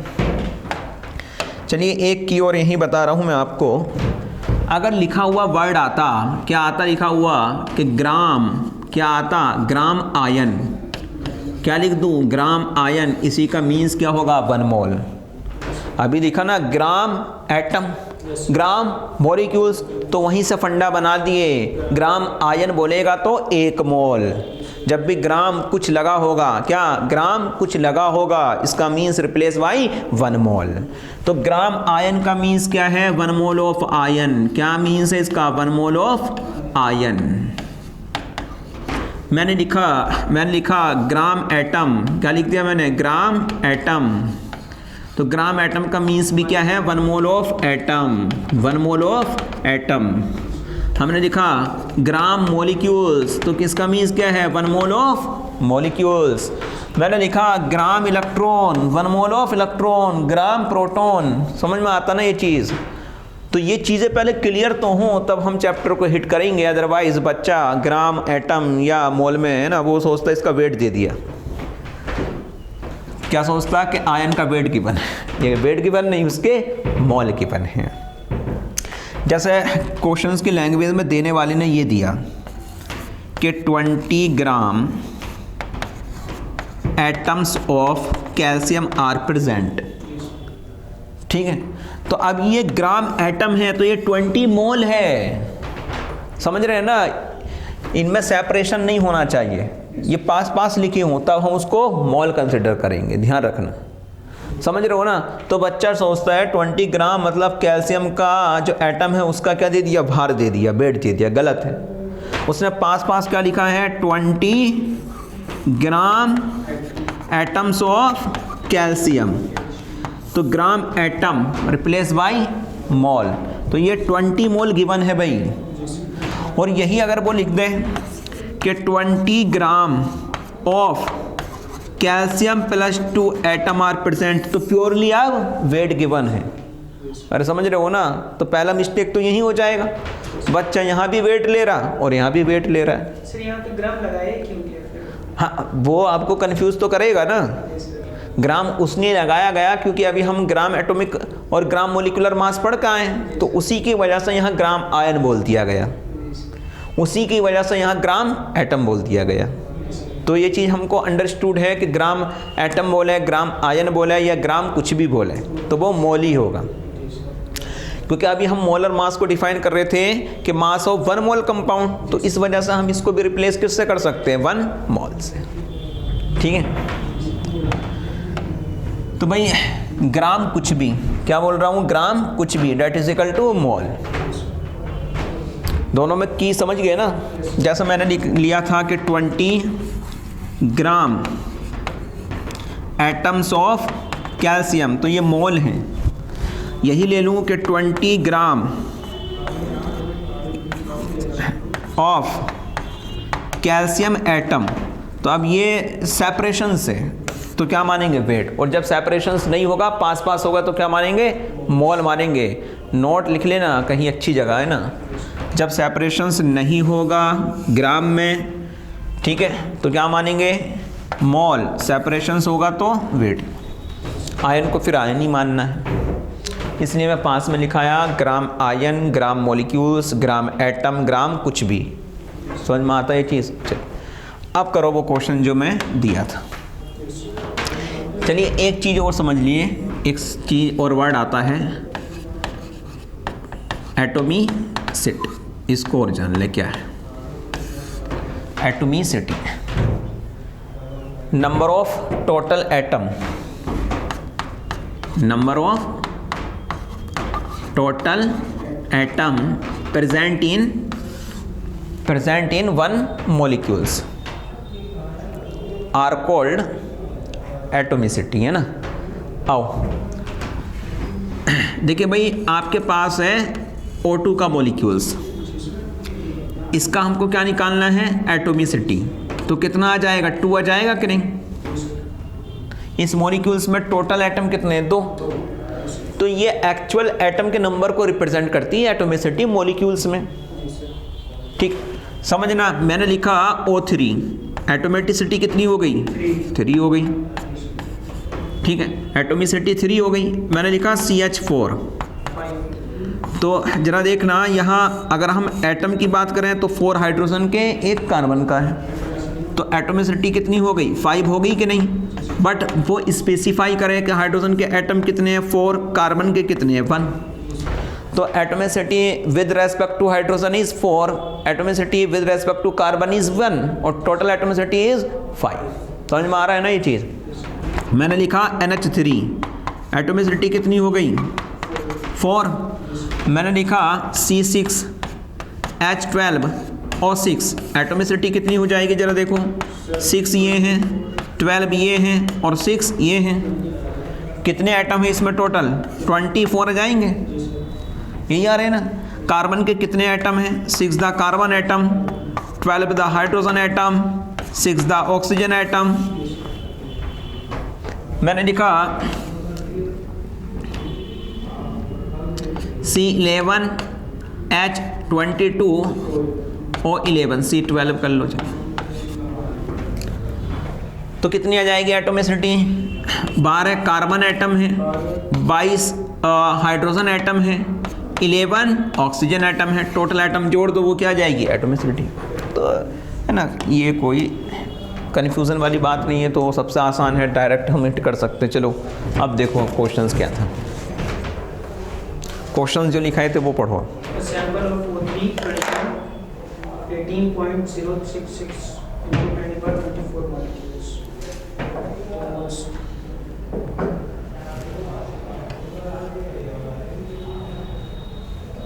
ठीक, क्या क्वेश्चंस क्या है? 28 ग्राम नहीं सर, O3 contain 18.066 अच्छा। into 10^24 molecules. चलिए अब मैं मोल के फॉर्मूला एकदम साथ साथ लिख रहा हूँ, जो यूजेस फॉर्मूला है। मोल एक तो हमने ये पढ़ा है, weight upon molar weight, that is equal to एक और जानते होंगे आप, लिख लें N अपॉन Na। N क्या है?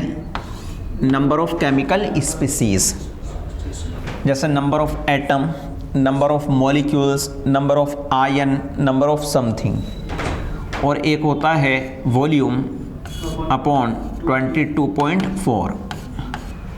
ठीक है, अब ये कुछ बुक में 22.4 की जगह 7 भी है, उसका लॉजिक मैं आगे बता रहा हूँ। समझ रहे ना? उसका लॉजिक में आगे, NTP और STP का खेल है। ठीक है, तो उसका लॉजिक हम आगे सीख रहे होंगे, और ये आया कहाँ से मैं आगे ही बताऊंगा, वहीं से ड्राइव करेंगे इसको। ठीक है, लिखा कलेक्टिवली दिया हूँ बिकॉज ऑफ इन्हीं की जगह रिक्वायरमेंट होगी यहाँ मोल निकालने के लिए। और एक फॉर्मूला और होता है मोल निकालने के लिए, मोलरिटी N अपॉन वॉल्यूम। ठीक है, तो यहाँ से मोल आ जाएंगे जब क्या गिवन होगा? कंसंट्रेशंस और वॉल्यूम गिवन, यहाँ से भी मोल आ जाए। क्लियर? ये हम सॉल्यूशन में पढ़ते हैं। तो बहरहाल क्या है, अब क्या दिया हुआ तो ज़रा बताओ। नंबर ऑफ मॉलिक्यूल्स दिया हुआ है, तो मुझे N दिया हुआ है, कितना है? 18.066 इंटू 24, ये मॉलिक्यूल्स हैं इतने। क्या पूछा है? मोल्स पूछा है, तो ये तो सबसे आसान क्वेश्चन हो गया, direct formula based. N upon क्या हो जाएगा? N ही। N कितना है? 18.066 इंटू 10⁻24 और डिवाइड बाई क्या हो जाएगा? 6.023 इंटू 10⁻23। ये अंडरस्टूड है। ये कितना आ रहा होगा? 3 समथिंग आ जाएगा, 3 समथिंग आएगा कि 30 आएगा? कैलकुलेट करके बताओ। ये तो 3 बार कट जाएगा ना पूरा, ये 3 टाइम्स गया है ना, और ये 10 बचा ऊपर, तो 30 मोल आ गए। तो 30 मोल ऑफ क्या आ गए? Ozone in a sample. ठीक है, तो सैंपल में ओजोन का अपने पास सैंपल है, उसमें ओजोन के कितने मोल हैं? 30 मोल हैं। अब समझना, अगर मेरे पास मोल आ गए और अगला मुझसे पूछेगा कि बताओ ओजोन के एटम कितने हैं, पूछा है शायद नंबर ऑफ एटम, मोल आ गए एटम पूछ लिया, तो कोई दिक्कत वाली बात नहीं। देखा आप फॉर्मूला से जा सकते हैं, डायरेक्ट हिट कर सकते हैं, देखो वही अपना टारगेट है।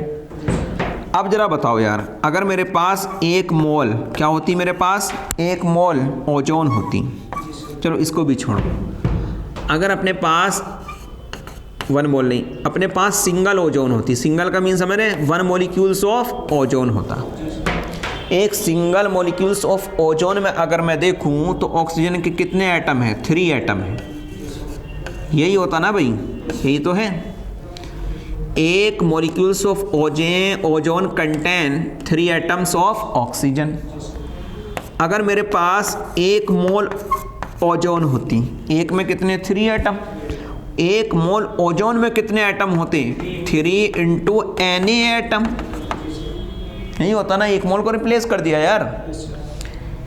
एक मॉलिक्यूल्स में 3, 2 में 3 × 2, 4 में 4 × 3, X में X × 3, तो Na में 3, एक मोल में 1 मोल × 3, और 1 मोल क्या है, Na तो है, तो ये ऑक्सीजन के एटम निकल करके आ गए।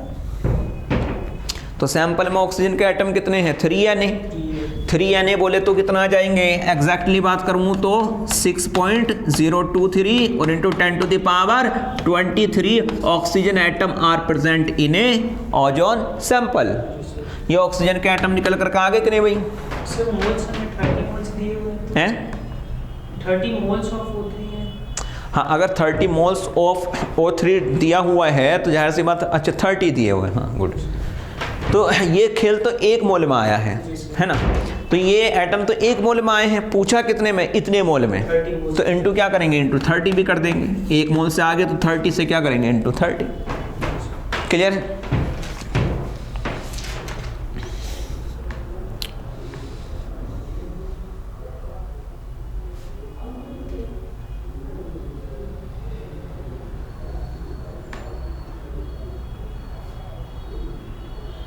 अब जरा बताओ नंबर ऑफ मॉलिक्यूल्स कितने आएंगे, ये तो एटम आगे उतरे, नंबर ऑफ मॉलिक्यूल्स यही आ जाएंगे 30।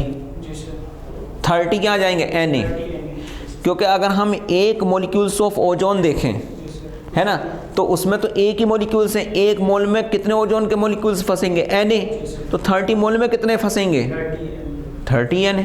तो यहाँ अगर हम मॉलिक्यूल्स देखें, देखिए क्वेश्चन समझ रहा है, यहाँ तो एटम पूछा है, और अब मैं निकालना हूँ number of molecules of ozone, तो कितने आएंगे, 30 Na आ जाएंगे।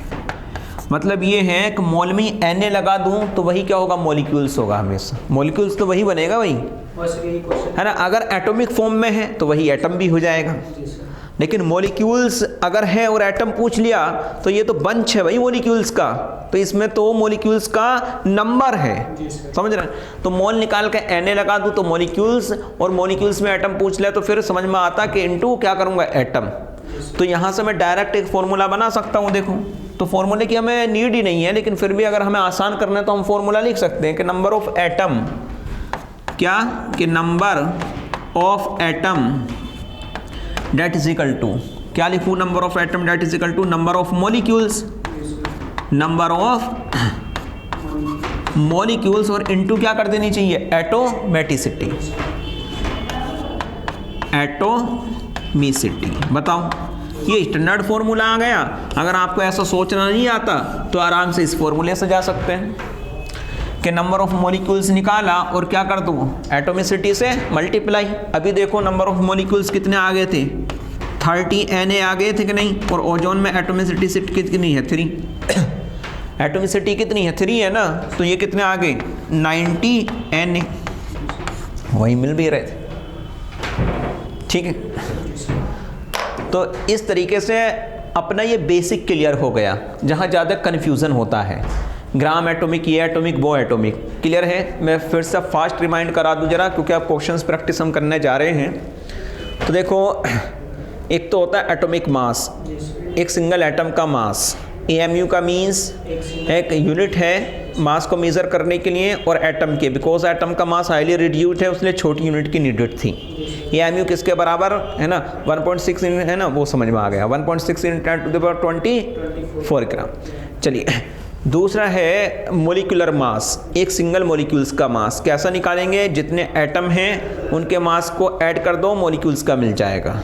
फिर हम हिट करते हैं, कहाँ करते हैं, मोलर मास। मोलर मास क्या हो सकता है, ग्राम एटॉमिक मास या gram molecular mass. Sample atomic form में है तो क्या बोलेंगे, GM, अदरवाइज GMM। ठीक है, यही जो आपका मास नंबर है इसी पर AMU लगा दूँ तो सिंगल का निकल कर आ जाएगा, उसी में ग्राम चिपका दूँ तो 1 मोल का निकल कर। और मोलर मास क्या बता रहा है कि 1 मोल का मास है, 1 मोल कंपाउंड का मास है। ये इतना की है बस भाई। एटोमिसिटी के बारे में अगर हम बात करें, एटोमिसिटी के बारे में, तो actual number of atom present in A molecules, वो रेस्पेक्टिवली बात कर लेगा। ठीक है, और स्टैंडर्ड आ गया, अगर नंबर ऑफ एटम निकालने हैं तो क्या निकालने हैं, नंबर ऑफ मॉलिक्यूल्स इनटू क्या कर देंगे, एटोमिसिटी। क्लियर है। बाकी इन सब की नीड हमको नहीं है, हम डायरेक्ट हिट कर सकते हैं यूनिटरी मेथड से। मोल के लिए अगर हम फॉर्मूला देखें तो क्या है, weight upon molar mass, number of particles upon Na और वॉल्यूम अपॉन 22.4। बट वो वाला जो फॉर्मूला है वैलिड ओनली गैसियस, और जब कहाँ इंफॉर्मेशन देगा STP या NTP पर, हम उसको समझेंगे आगे। ठीक, चलिए क्वेश्चंस हिट करते हैं, क्वेश्चंस लिखेंगे। चलिए क्वेश्चंस लिखेंगे कि 0 पॉइंट नहीं, ऐसे कर लें कि 28 ग्राम N3 माइनस 28 ग्राम, मैं पहले ही अच्छा क्वेश्चंस करा रहा हूँ, 28 ग्राम N3 सैंपल। ठीक है, N-3 सैंपल, 28 ग्राम आयन। समझ रहे हैं ना ये चीज़ हम। तो अब देखना कि 28 ग्राम N-3 सैंपल। चलिए अगर यही मैं लिख देता कि 28 ग्राम आयन तो वो चीज़ अलग हो जाती। अब मैंने लिखा है 28 ग्राम, ठीक है, N3 माइनस सैंपल। चलिए यहाँ से लिखेंगे calculate, number 1 moles, number 2 ion, number 3 charge, और number 4 total number of electron. Total number of electron भाई, टोटल नंबर ऑफ इलेक्ट्रॉन। अब एक थीम बना लो अपने माइंड में, जब भी मोल से कोई क्वेश्चंस आए तो हमेशा जाना तो वाया मोल ही है, ये सोचना है, हमेशा जाना तो वाया मोल ही है, क्योंकि इस चैप्टर में हम बिना मोल के कुछ कर नहीं सकते, हमेशा जाना वाया मोल ही पड़ेगा। चलिए अगला क्वेश्चंस लिखेंगे, एक साथ सारे क्वेश्चन डील करेंगे। Calculate the number of molecules, calculate the number of molecules, calculate the number of molecules इन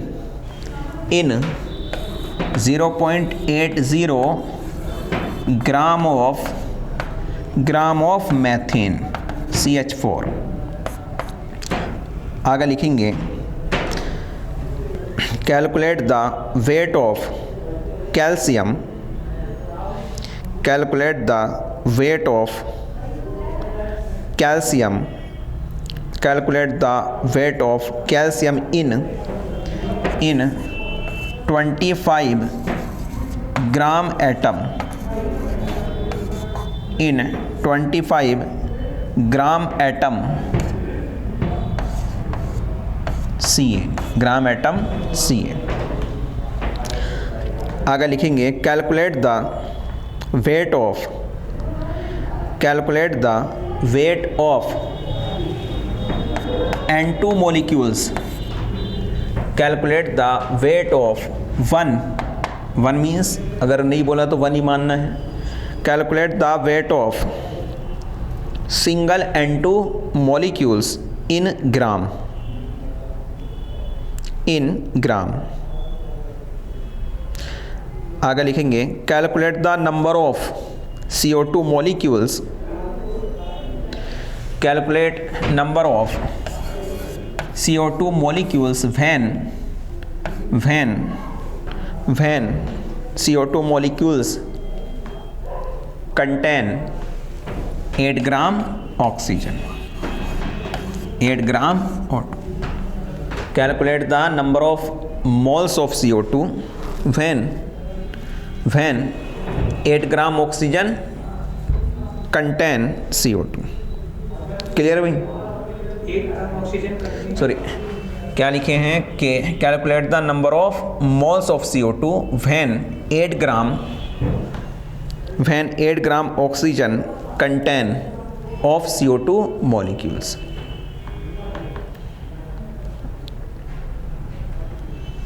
चलिए भैया एक बार ट्राई करें जरा।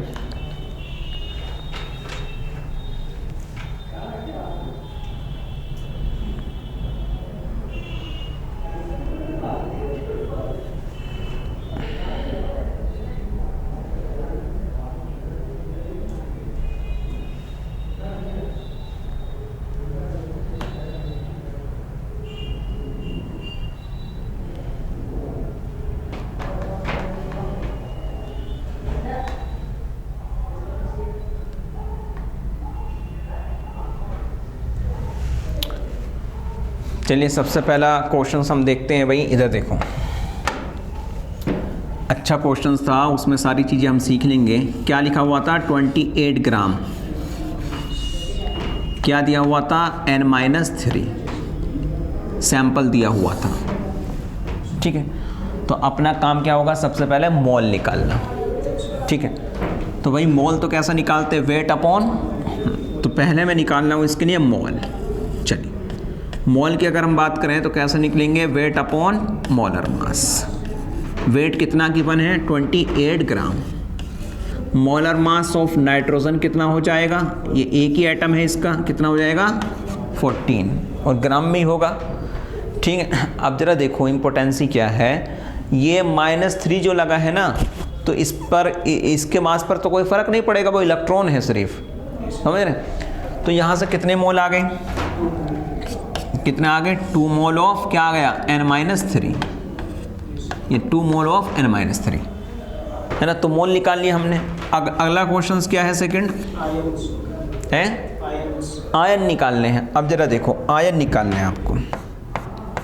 N-3, ठीक है, ये है N-3। अगर हम यहाँ आयन देखें तो ये एक ही तो आयन है।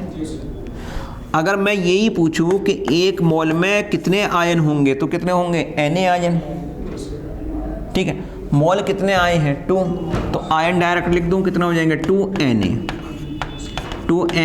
N-3 ion are present. इतने आयन हैं, है ना। वही तो है जो लिखा का है, कितने एटम हैं, कितने मॉलिक्यूल्स हैं, कितने आयन हैं। तो आयन तो कितने हैं? ठीक है, 2Na होंगे कि नहीं? मॉलिक्यूल्स कितने होते? 2Na मॉलिक्यूल्स होते। अब आयन की बात कर रहा है तो आयन कितने हो जाएंगे? 2Na आयन हो जाएंगे। क्लियर यहाँ तक? आगे क्या पूछा है? चार्ज पूछा। ये अच्छा क्वेश्चन है, चार्ज पूछा। देखो भाई अगर मैं चार्ज की बात करूँ तो ये एक सिंगल आयन है, ऐसा लिखते हैं, लेकिन रियलिटी क्या है? ये इलेक्ट्रॉन है ना। इलेक्ट्रॉन के ट्रांसफर से ही चार्ज कैरी होता है, या तो प्लस या माइनस। तो एक्चुअली हमको ऐसा नहीं, हमको ऐसा लिखना चाहिए 3 इलेक्ट्रॉन। इनने 3 इलेक्ट्रॉन लिया है, समझ रहे इस चीज़ को। तो हम दिखाते कैसे हैं? 3 है ना, या 2 या 1 से ऐसे दिखाते कैसे हैं? हम ऐसे दिखाते हैं N-2 ऐसे दिखाते हैं, बिकॉज ये इलेक्ट्रॉन ही है। ये क्या है? इलेक्ट्रॉन है, दिखाना ऐसा चाहिए। अब चार्ज निकालने में कोई दिक्कत नहीं है अगर इतना पता चल गया तो। देखो जरा, एक आयन पर कितना चार्ज है? 3 इलेक्ट्रॉन के बराबर, यही तो है। अब देखो ना, ये एक सिंगल आयन पर चार्ज कितना है? 3 इलेक्ट्रॉन। तो 1 मोल आयन होता तो चार्ज कितना होता? 3 इलेक्ट्रॉन इंटू 1 मोल। Na मतलब कितने मोल है? 2 हैं, तो कितना हो जाएगा? 2Na और इंटू 3 इलेक्ट्रॉन। ये नेट चार्ज आया कि नहीं? आप यहाँ से कर सकते थे, आयन तो निकाल लिए थे। एक आयन पर कितना चार्ज था? 3 इलेक्ट्रॉन। तो इतने आयन पर कितना हो जाएगा? इंटू 3 इलेक्ट्रॉन, वही तो आया। तो यहाँ से देखें तो कितना हो जाएगा? 6Na electron. तो चार्ज कितना आएगा? 6 इंटू 10⁻23, और 1 इलेक्ट्रॉन पर चार्ज कितना होता है? 1.6 इंटू 10⁻⁻19 कूलाम। तो इतना चार्ज है इस आयन पर, इतने ग्राम आयन पर। ये चार्ज है। बोलो भाई, क्लियर? चल अगला क्वेश्चन से बोलो क्या था? Total electrons. तो जब भी कन्फ्यूज़न हो एक आयन पर चले जाया करो, क्योंकि यूनिटरी से जाना है हमको एक आयन पर। तो ज़रा बताओ, ये सिंगल आयन है, अगर सिंगल आयन में हम यहाँ नंबर ऑफ इलेक्ट्रॉन देखें तो कितने हो जाएंगे? 10 इलेक्ट्रॉन होंगे कि नहीं? ये इलेक्ट्रॉन होंगे एक आयन पर, यही है ना। अब यहाँ से मैं प्रोटॉन निकाल सकता हूँ एक आयन पर। कितने प्रोटॉन होंगे? प्रोटॉन चेंज नहीं होता, कितने होंगे बोलो? इसका जेड देख लो, कितने होंगे? 7। तो इस पर होंगे 7 प्रोटॉन एक आयन पर। एक आयन पर इलेक्ट्रॉन कितने? 10। तो जरा बताओ, एक आयन पर इलेक्ट्रॉन है 10, तो एक मोल आयन पर कितने होंगे? Na electron. कितने मोल आए हैं? Sir 2 moles. इसमें ही पूछा है ना, तो कितने इलेक्ट्रॉन हो जाएगा? 2 Na और इंटू 10 इलेक्ट्रॉन, ये हो जाएगा। तो 20 इलेक्ट्रॉन आ गया। तो कितना आ गया? 20 Na इलेक्ट्रॉन आ गया। इतने इलेक्ट्रॉन हैं इस आयन के पास। प्रोटॉन कितने हो जाएंगे जरा देखो, ठीक है। एक आयन में प्रोटॉन 7 हैं, एक मोल में कितने हो जाते हैं? Na। कितने मोल आए हैं? 2 मोल्स। 2 मोल आए हैं, तो कितना हो जाएगा? 2 Na और इंटू 7, इतने प्रोटॉन हैं। न्यूट्रॉन भी निकाल सकते हैं। न्यूट्रॉन कैसे निकालेंगे जरा बताओ? अगर मैं प्रोटॉन की बात करूं तो प्रोटॉन और न्यूट्रॉन का सम क्या होता है? A। प्रोटॉन 7 है, न्यूट्रॉन निकालने A, इसके लिए कितना होगा जरा बताओ? 14। हाँ 14 होगा। तो यहाँ से न्यूट्रॉन भी आ जाएंगे, क्योंकि इलेक्ट्रॉन वेरी करता है, न्यूट्रॉन और प्रोटॉन वेरी नहीं कर, उतने ही आएंगे, तो उतने ही सेम नंबर आ जाएगा। टोटल न्यूक्लियन कितने आ जाएंगे? 2। कितने आ जाएंगे? ये 14 Na ये होगा और 14 Na वो होगा, तो कितना आ जाएंगे? 28 Na आ जाए। इतने न्यूक्लियन आ गए। कुछ भी पूछे भाई, कोई दिक्कत वाली बात नहीं। क्लियर? अगला क्वेश्चन बोलो क्या था? और भी कुछ पूछा क्या इसमें? चलिए ठीक, और बोलो। Calculate number of molecules in 0.8 gram of methane. हाँ देखिए, आपके पास 0.80 ग्राम क्या है? CH4 है, ठीक है। इसका वेट दिया हुआ है, क्या पूछ लिया? मॉलिक्यूल्स। जाना तो बाया मोल ही है, तो मोल कैसे निकालेंगे? वेट अपॉन मोलर वेट, मैं डायरेक्ट कर रहा हूँ भाई। और अपॉन क्या हो जाएगा इसका बोलो? 16। ये कैलकुलेट करके बताओ कितने मोल आ गए? 0.05। हाँ 0.5, यही आ रहा है, ये 0.5। ठीक है। क्या आ गए? मोल ऑफ क्या आ गया? CH4, ये मोल आ गए। अब मॉलिक्यूल्स जानना है मुझे, है ना। तो जरा बताओ यार, अगर मेरे पास 1 मोल CH4 होता तो कितने मॉलिक्यूल्स होते? Na। कितने मोल में CH4 जानना चाह रहा है? इतने में ना, तो हाफ हो जाएंगे उसका। मतलब यहाँ से डायरेक्ट कर दूँ? डायरेक्ट क्या होगा कि नंबर ऑफ मॉलिक्यूल्स ऑफ क्या? CH4। अगर 1 मोल होता CH4 तो मॉलिक्यूल्स Na कितने मोल आए हैं? 0.5 Na हो जाएगा कि नहीं? जरा बताओ यार। मतलब इसको क्या लिख सकता हूँ? Na/2 molecules. हाफ मोल है तो जाहिर से आता मॉलिक्यूल्स भी कितने आएंगे, है ना। 1 मोल होता तो Na आते, अब हाफ मोल है तो Na का आधा ही आएगा। सर यहाँ पे तो नंबर ऑफ एटम्स। हाँ, तो नंबर ऑफ एटम भी निकाल लो। तो number of atom, number of molecules into क्या हो जाएगा? एटोमिसिटी। चलो नंबर ऑफ मॉलिक्यूल्स कितने आ गए? Na/2। एटोमिसिटी बताओ कितनी हो गई? 4 1 5, ये आ गए। आगे और देखो, ये तो क्या आ गए? Number of atom in A molecules कितने आ गए? इतने। अब यही सब पूछ ले कि नंबर ऑफ कार्बन एटम, क्या पूछ ले? Number of carbon. तो कार्बन एटम देखो कैसे आएंगे? नंबर ऑफ मॉलिक्यूल्स और कार्बन एटम कितना है? 1 है, उसी का जाएगा। पूछ ले नंबर ऑफ हाइड्रोजन एटम, तो नंबर ऑफ मॉलिक्यूल्स और इनटू क्या? हाइड्रोजन की एटोमिसिटी कितनी है? 4 है, ठीक है। तो कितना आएगा? 2 Na जाएगा कि नहीं? अरे समझ रहे हैं ना। देखो दूसरा मेथड, मोल कितने आ गए? 0.5 CH4 के मोल आए हैं। अगर 1 मोल क्या होता? CH4 1 मोल होता तो इसमें कार्बन का कितना एटम होता? 1 मोल एटम होता कि नहीं? 1 मोल का मीन्स है, 1 मोल है तो 1 मोल होगा। 1 मोल का मीन्स है कितने एटम होते कार्बन के? Na एटम ऑफ कार्बन होता। और दूसरा हाइड्रोजन के कितने होते? 4 Na एटम ऑफ हाइड्रोजन होता जब 1 मोल होता तो। अब निकालना तो इतने मोल में है ना यार, तो बस क्या कर देंगे इंटू 5.5। तो कार्बन के एटम कितने आ जाएंगे 0.5 इंटू Na, वही तो आ रहे थे अभी। हाइड्रोजन के एटम कितने आ जाएंगे 4 इंटू 0.5 Na, बोलो भाई। टोटल एटम कितने हो जाएंगे, टोटल अभी तो निकाले हैं तो यही आ जाएगा,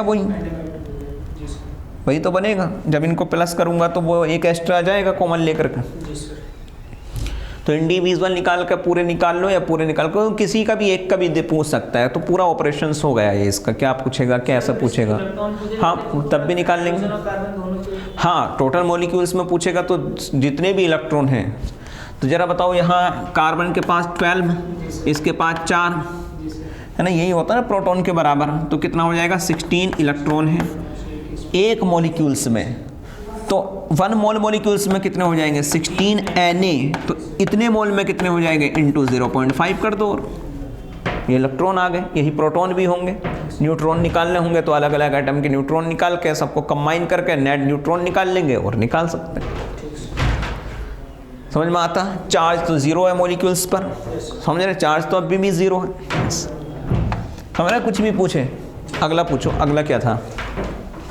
calculate weight of calcium in 25 gram atom. क्या है 25 ग्राम एटम्स, ये है ठीक है। और कैल्शियम का वेट पूछ लिया। तो बस इम्पोर्टेंस यही है कि ऑलरेडी आपको मोल दे दिया है, ग्राम एटम पास लिखा होगा जब भी, ठीक है। तो आराम से फॉर्मूला लगा दो, वेट अपॉन मोल। कैल्शियम का ये पूछा, निकाल लो, ये फिक्स होता है। कितना है ये 25 आ जाएगा। ये वेट निकालना है कैल्शियम के लिए। ये मोलर मास कितना बनेगा 40 ग्राम, ठीक है। क्योंकि ये ग्राम में, तो ये भी ग्राम में, मोल समझ रहे हैं ना वो चीज़। ये ग्राम में क्यों मिलेगा, क्योंकि मोल की बात कर रहे हो। तो ये भी किस में डालेंगे, ग्राम में डालेंगे। कितने आ गए जरा बताओ, वेट कितना आ गया। हाँ कितना आ जाएगा 1000। जो भी आ रहा है वो कैलकुलेशंस करके देख। नेक्स्ट बोलो। Calculate weight of nitrogen molecule in gram. हाँ तो एक सिंगल मॉलिक्यूल्स गिवन है नाइट्रोजन का। क्या पूछा है, क्या वेट पूछा है ग्राम में। कहने का मतलब ये है कि एक अणु N2 का भार ग्राम में, ये पूछो। तो कुछ नहीं, कुछ भी पूछने हमको क्या फ़र्क पड़ता है। एक अणु N2 का भार ग्राम में मैं डायरेक्ट बता सकता हूँ।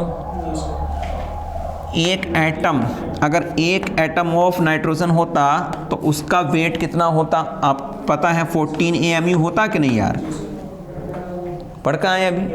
तो 2 एटम है तो क्या हो जाएगा 2 इंटू 14 मतलब 28 AMU हो जाएगा। AMU में आ गया, बट ग्राम में पूछा उसने। लॉजिकली क्या ग्राम में पूछ लिया।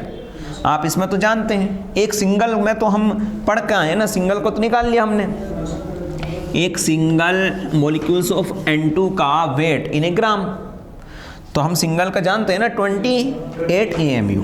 कितना 28 AMU रिप्लेस बाई ग्राम कर सकते हैं कि नहीं। देखो 28 ग्राम आ जाएगा, डायरेक्ट कर दो बिकॉज ऑफ, जरा देख लो AMU को यहाँ से रिप्लेस कर लो कैसे, अब सॉरी Na ग्राम, ठीक है। हाँ तो फिर 28 ग्राम नहीं आएगा, देखना तो कितना हो जाएगा 28 बाई Na या, और Na एक फिक्स्ड वैल्यू है, उसको रिप्लेस करके देख लेना कितना आ रहा है। एग्जैक्ट कैलकुलेट करो जरा कितना आ रहा है एक बार।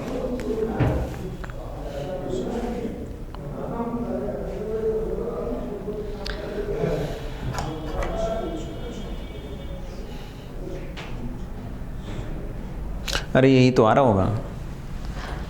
आप कैसे भी जाओ वो 28 AMU तो आएगा, क्योंकि एक N2 का भार पूछा है। हाँ तो ये करोगे तो फिर से वो AMU ही बन जाएगा, है ना, समझ रहे हैं ना। 1/n, देखो ग्राम में पूछा है तो ग्राम में तो यही आएगा। देखो 28 Na ग्राम आया कि नहीं, ठीक है। अब हम क्या कर रहे हैं, देखो 28 और divide by Na 0.23 into 10 to the power 23। इसको जब हम कैलकुलेट करेंगे देखिए क्या आएगा, 28 इंटू 1.66 और इंटू 10 टू द पावर -24 ग्राम, यही आएगा ना। अभी तो किए थे वो वाला है ना यूनिट, AMU के बराबर है ये चीज़, ये AMU के बराबर है। तो AMU को खोल दूँ ग्राम में तो वही तो उसका क्या बनेगा, मास बने जाएगा ग्राम में, जाहिर सी बात। चलिए अगला क्वेश्चन।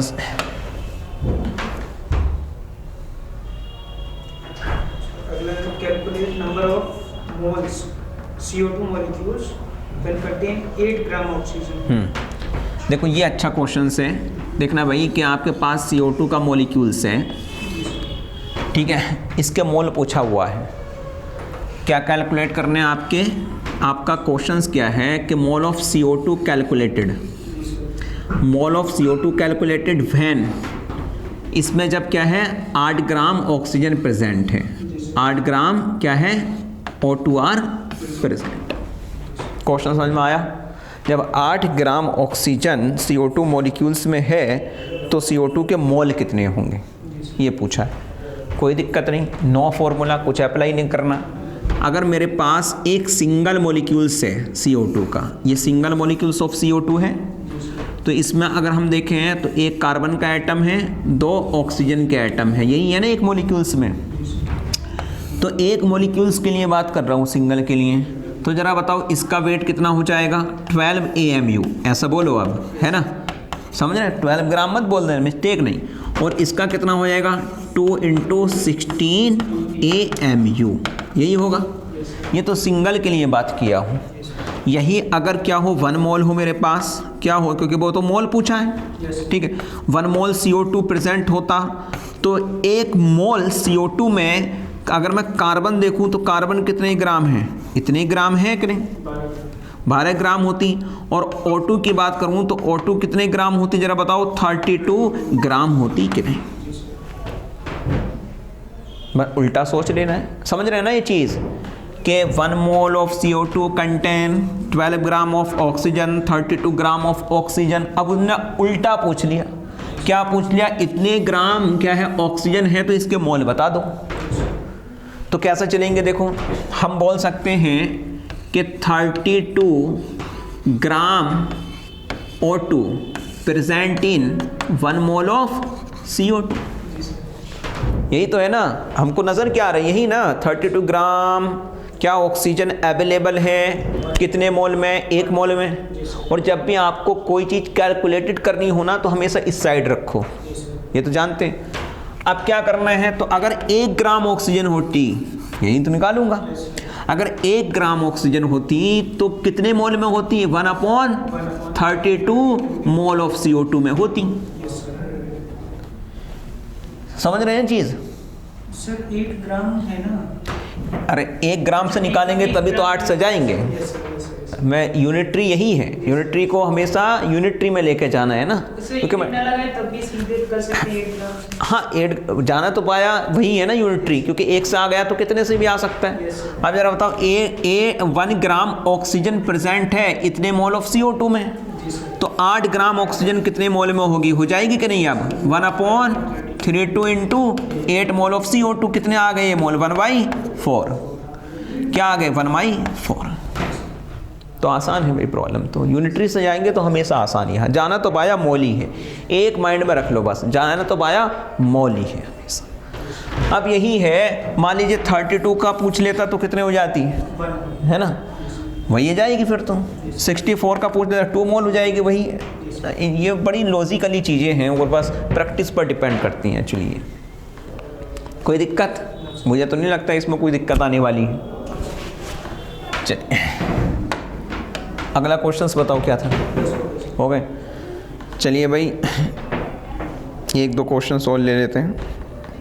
बुक लेकर का आए, अगर बुक में कोई क्वेश्चंस हो तो फिर सर वो वाला करा दीजिए, 1/5 ऑफ का।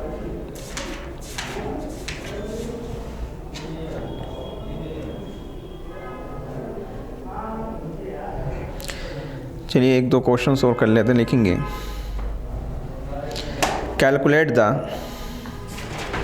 Calculate the number of molecules इन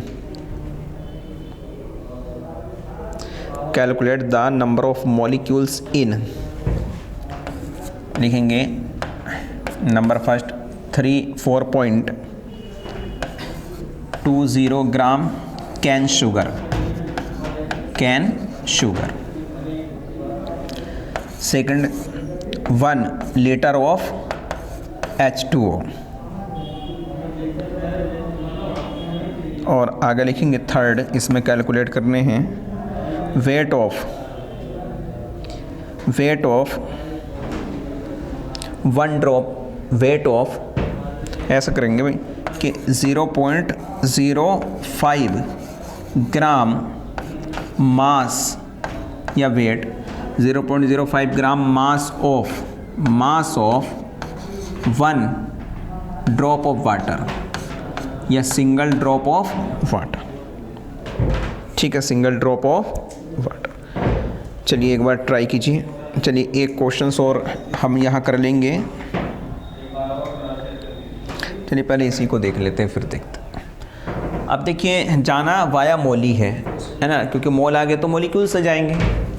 अब कैन शुगर आपको आना चाहिए, क्या होता है कैन शुगर बताऊँ? हाँ क्या होता है बोलो? C12H22O11। ठीक, 1 लीटर ऑफ H2। अब ज़रा देखो अच्छे से, अगर मुझे मोल निकालना है तो वेट रिक्वायर होगा और मोलर मास रिक्वायर होगा।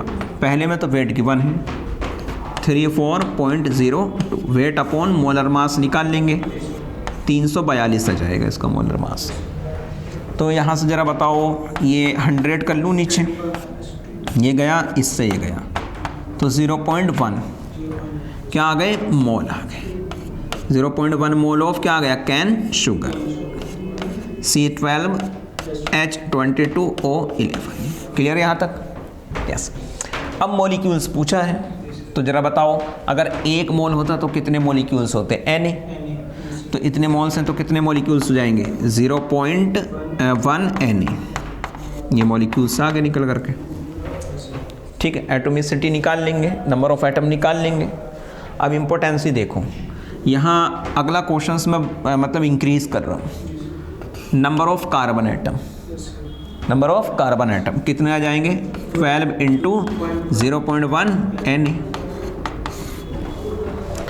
नंबर ऑफ हाइड्रोजन एटम कितने आ जाएंगे? 22 इंटू 0.1 Na। ऑक्सीजन एटम कितने आ जाएंगे?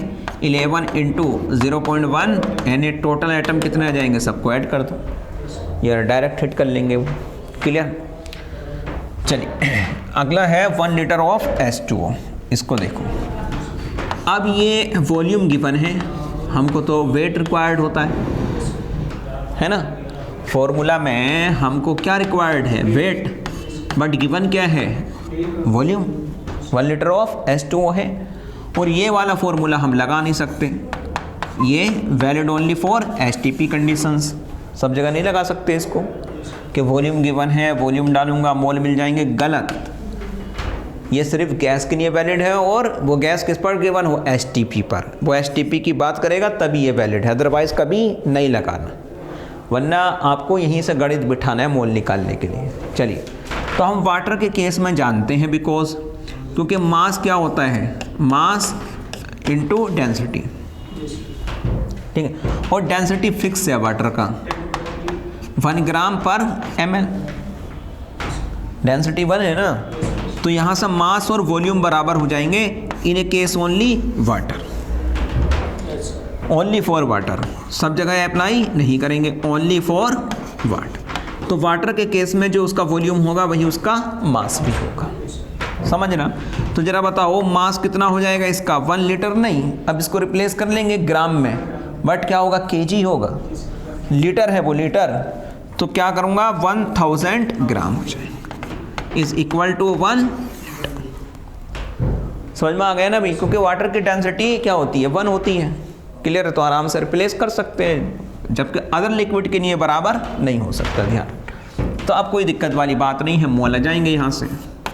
वेट कितना है? 1000, और मोलर मास कितना हो जाएगा? 18। मोल कितने आ गए? 55.5। मॉलिक्यूल्स निकालने Na लगा दो, ये मॉलिक्यूल्स आ गए। नंबर ऑफ क्या निकालने, एटम 3 है, इंटू 3 और कर दो। ऑक्सीजन के एटम यही होंगे, हाइड्रोजन के एटम के लिए 2, टोटल एटम के लिए 3, इलेक्ट्रॉन प्रोटॉन सब निकालना, सब आ जाए। अगला बोलो क्या क्वेश्चन था sir? Weight of 0.05 gram mass of 1 drop. हाँ, 0.05 ग्राम मास। अब देखो जो एक बूंद है पानी की, उसका वेट गिवन है बस। सर यहाँ पे लिखा है ग्राम मास, तो इसको वो नहीं ले सकते? नहीं, क्या लिखा है? 0.05 ग्राम मास। नहीं, एक्चुअली उस जब भी वो पास में देगा तो लैंग्वेज में वो आपको पता चल जाएगा उतना, ठीक है। लेकिन यहाँ क्वेश्चन ये है कि एक बूंद जो है वाटर का जो सिंगल ड्रॉप है उसका मास गिवन है यहाँ सिर्फ, ठीक है, 0.5 ग्राम। तो क्या पूछा है इसमें? वेट पूछा है। तो चलो मैं कुछ समझाना चाह रहा हूँ इससे। देखो मोल निकालने हमको, वेट अपॉन मोलर मास। कितना वेट है? 0.5। अब मोलर मास कितना लेते हैं, ये है इम्पोर्टेंसी, है ना। अब वाटर की एक बूंद की बात कर रहा है, सिंगल बूंद की। सिंगल बूंद का मीन समझ रहे हैं? अब जो मास लोगे वो किस में लोगे? AMU में लोगे, है ना। अभी हमने यहाँ कितना मास रखा था इसका? 18 ग्राम वाटर का, क्योंकि वहाँ वाटर की सिंगल बूंद नहीं थी, वो बहुत सारी ड्रॉप थी, क्लोज टू 1 मोल। अब हम क्या कर रहे हैं, उसने खुद क्वेश्चन ने बोल दिया कि 1 ड्रॉप ऑफ वाटर है, सिंगल ड्रॉप ऑफ वाटर है। अगर सिंगल ड्रॉप है तो हमेशा किस में इसका मॉलिक्यूलर मास रखेंगे, है ना। तो H2O का वो एक मॉलिक्यूल्स दे रहा है, कहने का मतलब ये है। तो किस में रखेंगे? 18 क्या रखेंगे यहाँ? 18। समझ में आ गया? एक बूंद में तो कोई वो तो एक ही मॉलिक्यूल है। नहीं, अब उसने सिंगल लगा दिया तो हमको ये कंसिडर करना पड़ेगा ना। उन्होंने तो बोला है एक ड्रॉप है वाटर की, तो सिंगल की जब भी बात करेगा तो वेट हमेशा किस में सोचना है? AMU में। अब जरा बताओ, ये 18 AMU है, ऊपर वेट किस में? ग्राम में। तो फिर से आपको चेंज अप्लाई करना पड़ेगा, कोई एक चेंज अप्लाई करके कैलकुलेट करके बताओ कितना आ रहा है।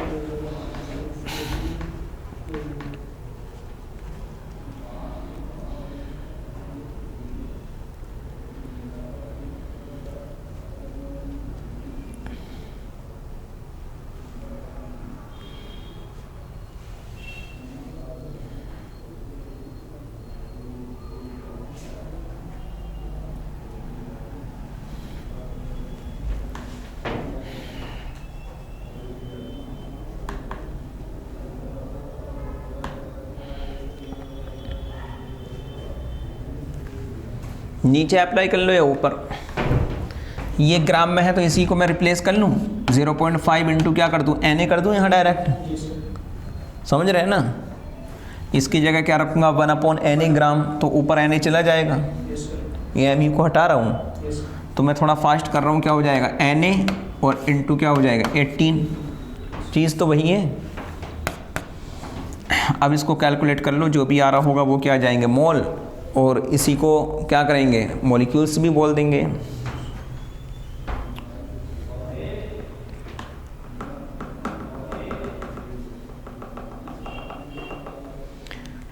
तो ध्यान देने वाली बात सिर्फ यही है कि वो किसकी बात कर रहा है। उसने आपको ज़्यादा फोकस करा गया है, सिंगल 1 मोल की बात कर रहा है, डबल मोल की बात कर रहा है, ये है सब, ठीक है। फिर अगले टर्न पर हम देखेंगे, अगर वो हो तो दिखाओ ज़रा, तुम्हें बता देते हैं कहाँ कहाँ से क्वेश्चंस करने।